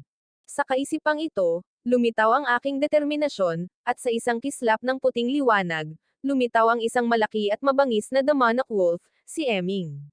Ang kanyang nakakatakot na Eitengal ay umalangaw sa buong canyon. Nang makita si Eming sa unang pagkakataon, napatalon si Loding sa takot at nagtago sa likuran ko. Inutusan ko si Eming, humayo ka, Eming, lipulin mo ang lahat ng demonic beast sa Bryce Canyon. Nang marinig ang aking utos, napuno ng galit ang mga mata ni Eming, at agad siyang nawala, diretsyong tumakbo sa kailaliman ng canyon. Maya-maya, ang recorder sa aking pulso ay nagsimulang patuloy na magulat ng mga puntos nito. Dumaan ako sa ibang ruta para magsaka mula sa magkabilang panig. Sa di kalayuan, isang batang babae ang naglalabas ng isang lilang dragon na may kidlat sa hindi mabilang na mga halimaw sa ibaba. Nang lumapag ang atake, nabasag ang lupa, at sumiklab ang pulang kidlat sa layong 100 metro, na naglipol sa lahat ng halimaw. Ngunit ang mukha ng batang babae ay puno ng kawalang kasiyahan. Walang silbi ang lahat. Wala silang iniaalok na anumang panlaban. Nang makita ang kanyang kapatid na muling sumabak sa labanan, nakaramdam si Roland ng kawalan ng magawa. Bigla, nakaramdam siya ng isang mabigat at nagliliyab na aura. Bago pa siya makareact, nakita niya ang nag-aalab na uhaw sa labanan sa mga mata ni Loyong. Agad, binalot ng mabangis na kidlat ang kanyang itim na sibat, habang isang malaki, itim, at parang batong higanteng lobo ang sumugod sa kanya. Nang inag siya sandali nang makita ang patayong mga pupil nito.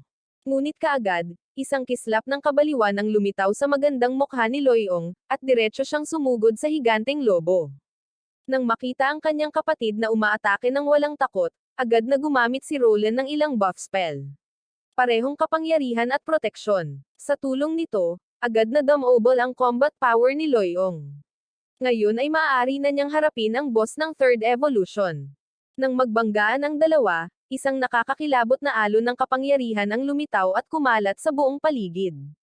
Ngunit nang makita niya ang itim na higanteng lobo na nakatayo ng walang pinsala, napapalibutan ng gininto ang liwanag, lumiwanag ang mukha ni Loyong. Ang aking atake ay may kapangyarihan ng ikatlong ebolusyon. Bakit walang nangyari dito? Malamig na tinitigan ni Eming ang lalaking umatake sa kanya ng walang dahilan. Sa isang tama lang ng kuko, nabasag ang lahat ng tatlong pananggalang niya, at bumagsak ang katawan ni Loyong. Namutla ang mukha ni Roland sa takot. Pinagsalikop niya ang kanyang mga kamay at tinawag ang isang sagradong figure na ilang dosenang metro ang taas. Guardian Angel, lumitaw ka rito. Gumana ang talento ng Angel's Blessing Rank Ace. Isang napakalaking kalasag ng gininto ang liwanag ang agad na nabuo, na bumabalot sa kanilang dalawa. Agad na sumigaw si Loon, umatras ka agad. Ngunit bago pa man niya matapos ang kanyang sasabihin, si Eming, na dahan daw ang sumusulong, ay itinaas na ang kanyang kuko, at ang itim na liwanag ay nagsimulang magliwanag sa loob nito. Sa susunod na sandali, ang gininto ang kalasag ng liwanag ay nabasag sa isang iglap. Malamig na tinitigan sila ni Eming, pagkatapos ay lumakad lampas sa kanila ng walang pangalawang pag-iisip. Nagkaroon ng ganap na katahimikan sa labas. Lahat ng mga instructor, maging si Direktor Fusion, ay tumahimik. Ganito ba talaga ang uri ng kapangyarihan na dapat taglayin ng isang summoner na kakalipat lang ng klase ilang araw na ang nakalipas? Ano? Nakakatakot talaga. Ang kapangyarihang ito ay lampas sa saklaw ng isang pangalawang klaseng pagbabago. Pareho ang iniisip ng lahat, sa kanyang antas, si AJ ay isang tunay na halimaw ng kanyang henerasyon. Nang makita ang matagumpay na mukha ni Jet, pakiramdam ni Jinview ay tinamaan siya ng 10,000 puntos. Sa kabila ng maliit na pagkakataon, tunay na nanalo siya sa kanyang taya. Isa ba talaga siyang henyo? Sa sumunod na 10 oras, nakapatay si Eming ng 10,000 halimaw at nawasak pa ang tatlong third-rank boss. 300 puntos na lang ang kulang niya para sa kanyang susunod na ebolusyon. At lahat ng ito ay resulta lamang ng kalahating araw. Ngunit habang papalayo sila, lalong nagiging mahirap ang pag-unlad. Samantala, sina Lan at Loing ay labis na nasa sabik. Sa unang pagkakataon, nag-level up sila ng napakadali at walang kahirap-hirap. Ngumiti ako sa aking data recorder. Umabot na sa 34,000 ang aking mga puntos. Maya-maya, bumalik si Eming, na nagdudulot ng kaguluhan sa lahat ng dako. Agad ko siyang ginamitan ng healing spell. Di nagtagal, ang puting liwanag na hudyat ng pagtatapos ng piitan ay nagsimulang pumalibot sa amin, at lahat kami ay nag-teleport papunta sa Yao Square. Paglabas namin, hindi mabilang na mga matang gulat ang bumaling sa amin. Maraming estudyante sa paligid namin ang nakayuko, lalo na ang lalaking walang ekspresyon. Kitang-kita ang hiya sa kanyang mukha. Ang malubhang pinsala mula sa isang malaking itim na lobo sa isang tama lang ng kuko ay isang malaking kahihiyan para sa kanya. Nang sandaling iyon, malakas na sinabi ng sekretarya ng direktor, inaanunsyo ko na ngayon ang ranggo ng lahat ng mga bagong estudyante. Unang pwesto, Shenlin, 34,500 puntos. Nang marinig ito, nanlaki ang mga mata ng lalaking walang ekspresyon at agad siyang tumingin sa holographic screen. Ang pangalan ko ay nasa itaas ng screen, na nangunguna sa iba. Napakalaki ng agwat sa ibaba kaya si Fengwei, na nasa pangalawang pwesto, ay mayroon lamang 13,000 puntos. Imposible ito. Hindi makapaniwala ang lalaki. Akala niya may pagkakamali sa ranggo, at hindi lang siya nag-iisa. Maraming tao ang hindi makapaniwala rito. Paano nangyari na ang iba, kahit ang dalawang silver medalist, ay may mababang puntos? Nang makita ang pagkalitong kumalat, ipinaliwanag ng kalihim na ang pinagsamang itim na lobo na nakasalubong ng marami sa inyo ay ang pagpapatawag ni Chenlin. Marami sa inyo ang sumubok na pigilan ito at malubhang nasugatan sa isang suntok lamang. Nang marinig ito, nagliwanag ang mga mata ng lahat sa labis na kagalakan.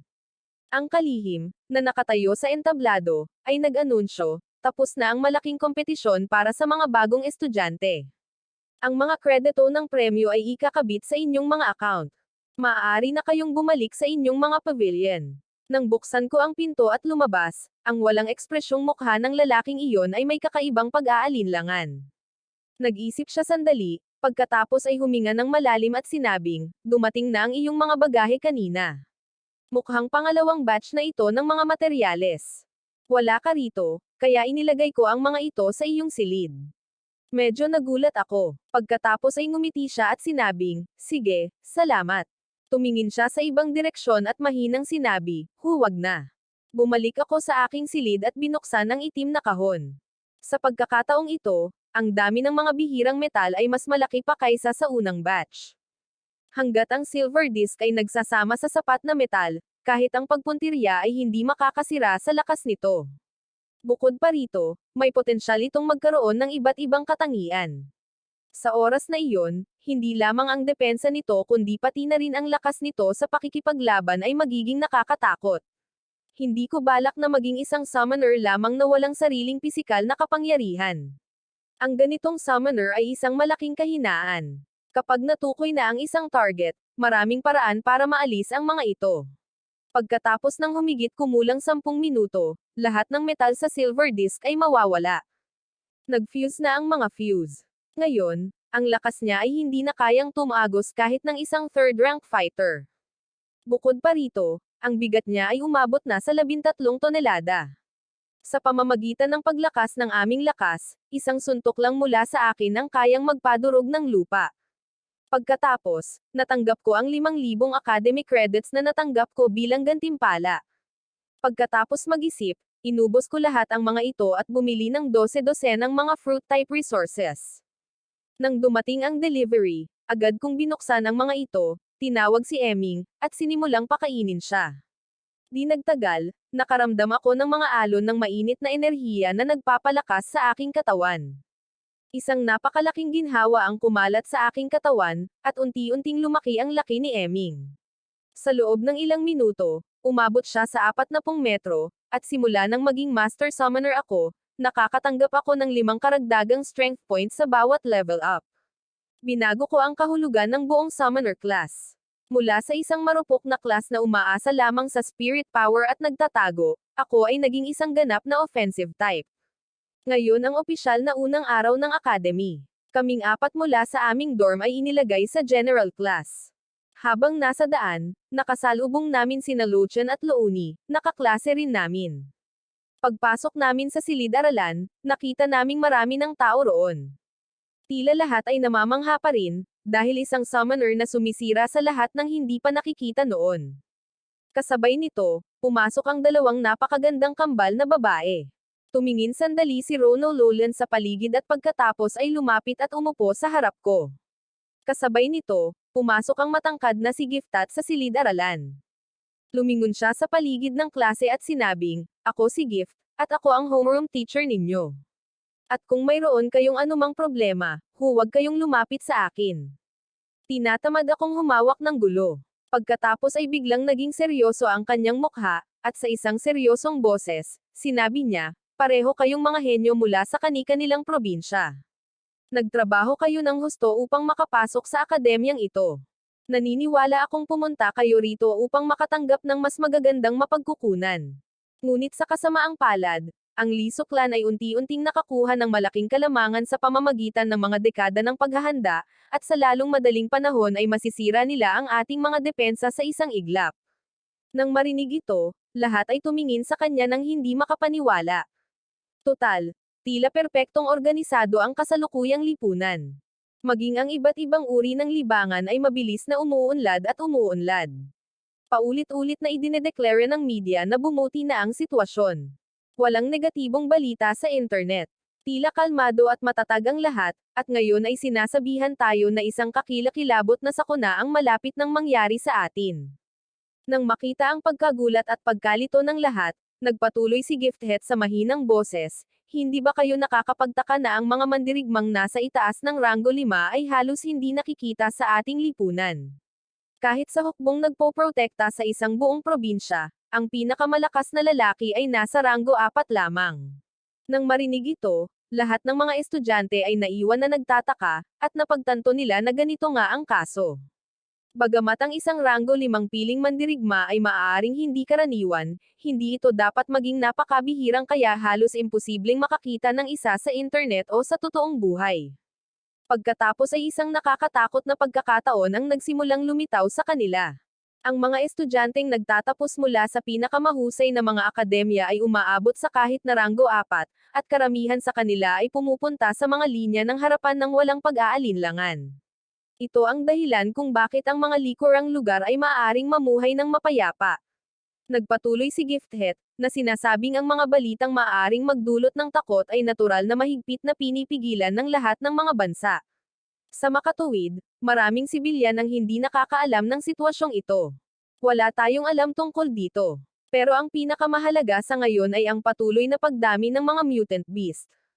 Kung hindi natin sila kokontrolan, ang mga alien racer na makakatuklas sa sitwasyong ito ay maglulunsad ng isang napakalaking pag-atake bago ang nakatakdang oras.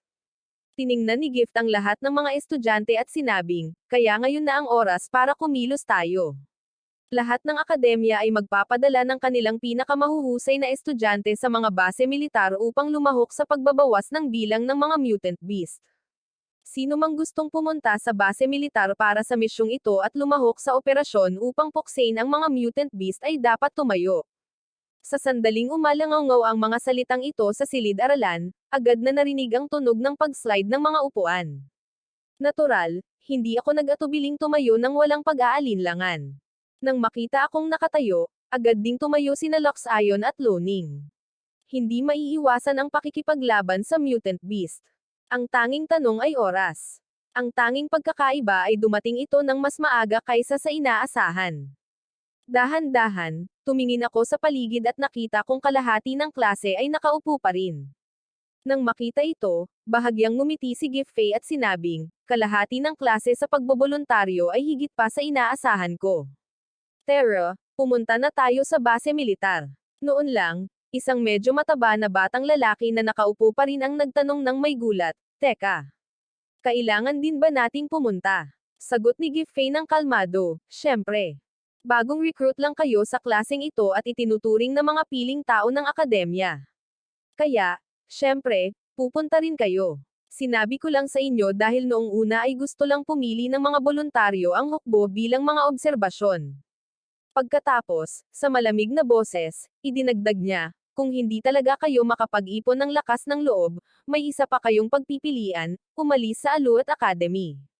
Kalahati ng humigit kumulang 20 estudyante na nag-aalangan pa rin ay agad na tumayo. Pagkatapos ay pinangunahan ni Giffey ang buong grupo palabas ng Aluat Academy. 12-dosenang mabibigat na truck na puno ng mga sundalo ang nakaparada sa harap ng pangunahing gate ng paaralan. Naghintay ang mga sundalo ng seryoso ang mga mukha. Sa sandaling sumakay ang lahat ng mga estudyante sa mga truck, ang akademya, na karaniwang abala sa aktibidad, ay biglang naging ganap na walang tao. Sa loob ng truck, binuksan ni Gift ang isang file at inanunsyo, ang ating destinasyon ay ang End Military Base. Ito ay matatagpuan humigit kumulang 900 kilometro mula sa lungsod ng Jotian. Sa tapat mismo ay ang Belen Mountain Range, na sumasaklaw ng ilang daang libong kilometro kwadrado. Ayon sa mga drone survey, mayroong 12-dosenang level 10 hanggang 30 mutant beast sa labas lamang. At kung susubukan mo pa ang mas malalim, hindi mabilang na level 40 hanggang 50 mutant beast ang naroroon din. Ang iyong gawain ay linisin ang panlabas na lugar. Hanggang ngayon, sa mga frontline, nagawa nating depensahan ang kanilang mga atake sa kabila ng kanilang maliit na bilang sa tulong ng teknolohiya. Ngunit sa hindi malamang dahilan, ang kanilang mga atake ay naging mas matindi kamakailan. Inaatake nila ang ating mga depensa araw at gabi, mula sa lahat ng direksyon. Ginagawa nila ito, at kaya hindi kami matulungan ng mga tropang nasa frontline sa misyong paglilinis na ito. Pagkatapos ng mga 8 hanggang 9 na oras, huminto ang mga truck ng transportasyon ng tropa. Bumukas ang kanilang mabibigat na pintong bakal sa gilid. Sa labas, ang mga sundalong nakaitim na uniporme ng labanan ay nakatayo ng nakahanay, na parang hinihintay nila ang aming pagdating. Sabay-sabay kaming sinaludo ng mga sundalo. Medyo na emosyonal kaming lahat sa tanawing ito, at hindi sinasadyang binaligtad ng lahat ang kanilang nakayukong poster at nagsimulang tumayo ng tuwid. Humakbang si Gaff at sinabing, sumama ka sa akin sa mission counter. Habang papunta, pinagmasdan ng lahat ang paligid. Malaki ang base militar, napapalibutan ng mga tore ng artilleria. Napakalakas ng mga depensa nito. Maya-maya, Narating namin ang mission counter. Isang babaeng sundalong naghihintay doon ang nagbigay sa lahat ng isang itim na smart bracelet. Ang bracelet ay kahawig ng recorder na ginagamit sa mga entrance exam, ngunit mayroon din itong mga function sa misyon at mapa. Mayroon din itong icon ng distress signal. Ang pagpindot nito ay agad na mag-aalerto sa base militar at magpapadala ng isang rescue team. Kasabay nito, matatanggap din ng mga tao sa malapit ang impormasyon, na magbibigay daan para sa mabilis na pagdating ng tulong. Maya-maya lang, may boses na nanggaling sa Pulse Ares. Maligayang pagdating sa show system. Masaya kaming tumulong sa iyo. Sa operasyong ito ng paglilinis ng Mutant Beast, dapat tanggapin at kumpletuhin ng bawat estudyante ang kahit isang misyon araw-araw. Hindi mo pa natutugunan ang iyong pang-araw-araw na kota. Pumunta ka agad sa mission point at tanggapin at kumpletuhin ang isang gawain. Mahinang tumunog ang smart bracelet. Mabilis akong naglakad patungo sa malaking screen na nagpapakita ng hindi mabilang na mga misyon at maingat na sinuri ang mga ito. Mas makabubuting maging maingat at gawin ang ilang ordinaryong misyon na nangangailangan ng ikatlong antas. Bigla, naramdaman kong may nakatitig sa akin. Mabilis akong lumingon at nakita kong sinusundan ako ni Lux Ian at Lonong mula pa sa simula. Ang kanilang mga mata ay parang takot na mga tuta. Dahil sa kanilang antas, mapanganib ang bawat hakbang na gagawin nila sa gubat. Bahagya akong ngumiti. Total, kailangan kong gampanan ang aking responsibilidad hanggang sa huli. Tumanggo ako ng ilang beses, at kitang-kita ang pasasalamat sa kanyang mga mata. Nang makita ito, biglang tumigil si Feng Wei, na malapit nang iimbitahan si Lonang. Nakaramdam siya ng kaunting iritasyon sa loob. Ayos lang na isama ang kambal. Pero bakit mo rin siya isinasama? Lubhang mapanganib ang Lisong Feng Forest. Maaaring may aksidenteng mangyari doon anumang oras. Bakit hindi tayo magtulungan at mag-ingat? Lumingon si Lonang Feng kay Lonang Feng nang may kaunting pagkukunwaring lambot. Noon, malamig na sinabi ni Lasong Feng, umalis ka na at pumunta sa ibang lugar. Binigyan niya ito ng mapanghamak na tingin. Pinili niya ang kanyang misyon at umalis kasama ang isang babae mula sa support class. Chiyong, hindi pa tayo tapos mag-usap. Pero agad siyang pinigilan ni Choyong. Nasa hidden combat position ka pa rin, di ba? Huwag mong ibaba ang sarili mo ng sobra. Unawain mo, maghanap ka ng mga taong mapagkakatiwalaan mong makakasama. Ano ang pinakamasamang maaaring mangyari? Humingi ka ng tulong. Kung malapit lang kami, kukunin namin ang bangkay mo. Nang marinig ito, biglang nakaramdam si Feng Wei ng malamig na aura ng Malaysia na nakapalibot sa kanya. Maya-maya, pumili rin ako ng 3 misyon, ang Enraged Black Ape na 200 kilometro ang layo, ang Giant Tiger of Deki, at ang Blood Spirit Joint Crocodile. Ang lokasyon ng lahat ng mutant beast na ito ay tinutukoy ng mga binagong micro-drone, binago ng Formation Masters at inukit gamit ang isang observation eye. Ang kanilang mga posisyon ay sinusubaybayan sa pamamagitan ng sistematikong paghahanap. Ang mga mutant beast ay may napakalakas na teritorial na likas na ugali, kaya kadalasan ay hindi sila nalalayo sa kanilang teritoryo.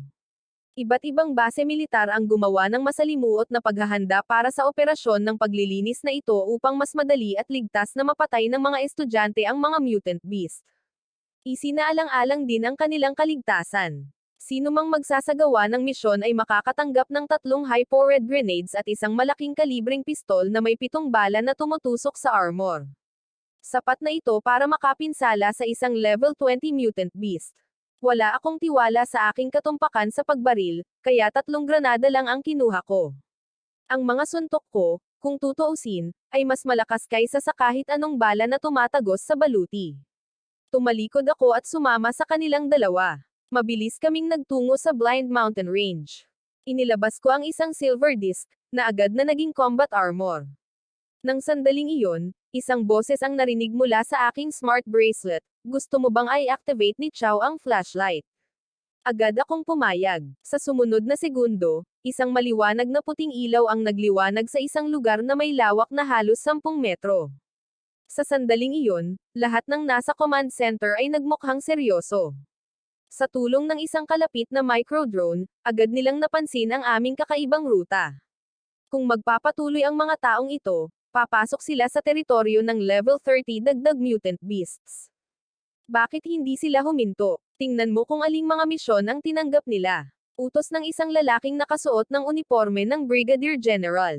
Siya si Shan Shang, isang lalaking nasa katanghaliang gulang. Mabilis na tiningnan ng babaeng may hawak ng screen, si Wen Yan, ang datos at gulat na napasigaw, Level 33 Enraged Black Ape, Level 36 Double Blade Joint Tiger, at Level 39 Blood Spirit Joint Crocodile, lahat ng ito ay mga third-tier mission. Ay para sa, at ang huli ay halos umabot sa ika-4 na antas ng kahirapan. Nabaliw na ba siya? Kinurot ni Yang Xiao ang puno ng kanyang ilong. Kaya ito ang pinakamakapangyarihang bagong estudyante sa Yunnan Academy ngayong taon. Ang kanyang antas ay 16 lamang, ngunit sumasailalim siya sa mga misyon na 2 buong antas na mas mataas sa kanyang antas. Ito ay tahasang pagpapakamatay. Ngunit ang mga henyo na tulad nito ay madalas na nahaharap sa panganib ng walang pag-aalinlangan, kahit na alam nila ito, at sa pangkalahatan ay hindi nila tinatraidor ang sangkatauhan. Kahit na medyo pabaya siya, hindi natin siya maaaring hayaang mamatay. Agad siyang nagutos, magpadala ng 4 na combat helicopter sa lugar. Kung sila ay nasa panganib, simulan agad ang pagkuha. Bamantong hininga si Yang Xiao. Ang ating Endurant base ay magiging isang tunay na pasanin sa pagkakataong ito, hindi tulad ng iba. Bigla, isang alerto ang nagmula sa aking smart bracelet. Mag-ingat, nakapasok ka na sa habitat zone ng target. Galit na Black Hip. Sa sandaling iyon, isang higanteng ahas ang biglang lumitaw mula sa kagubatan. Ang katawan nito ay halos 4 na metro ang kapal at nakaunat ng ilang dosenang metro ang haba. Ibinuka nito ang nakakatakot nitong bibig, inilabas ang mga makamandag nitong pangil, at sumugod sa akin.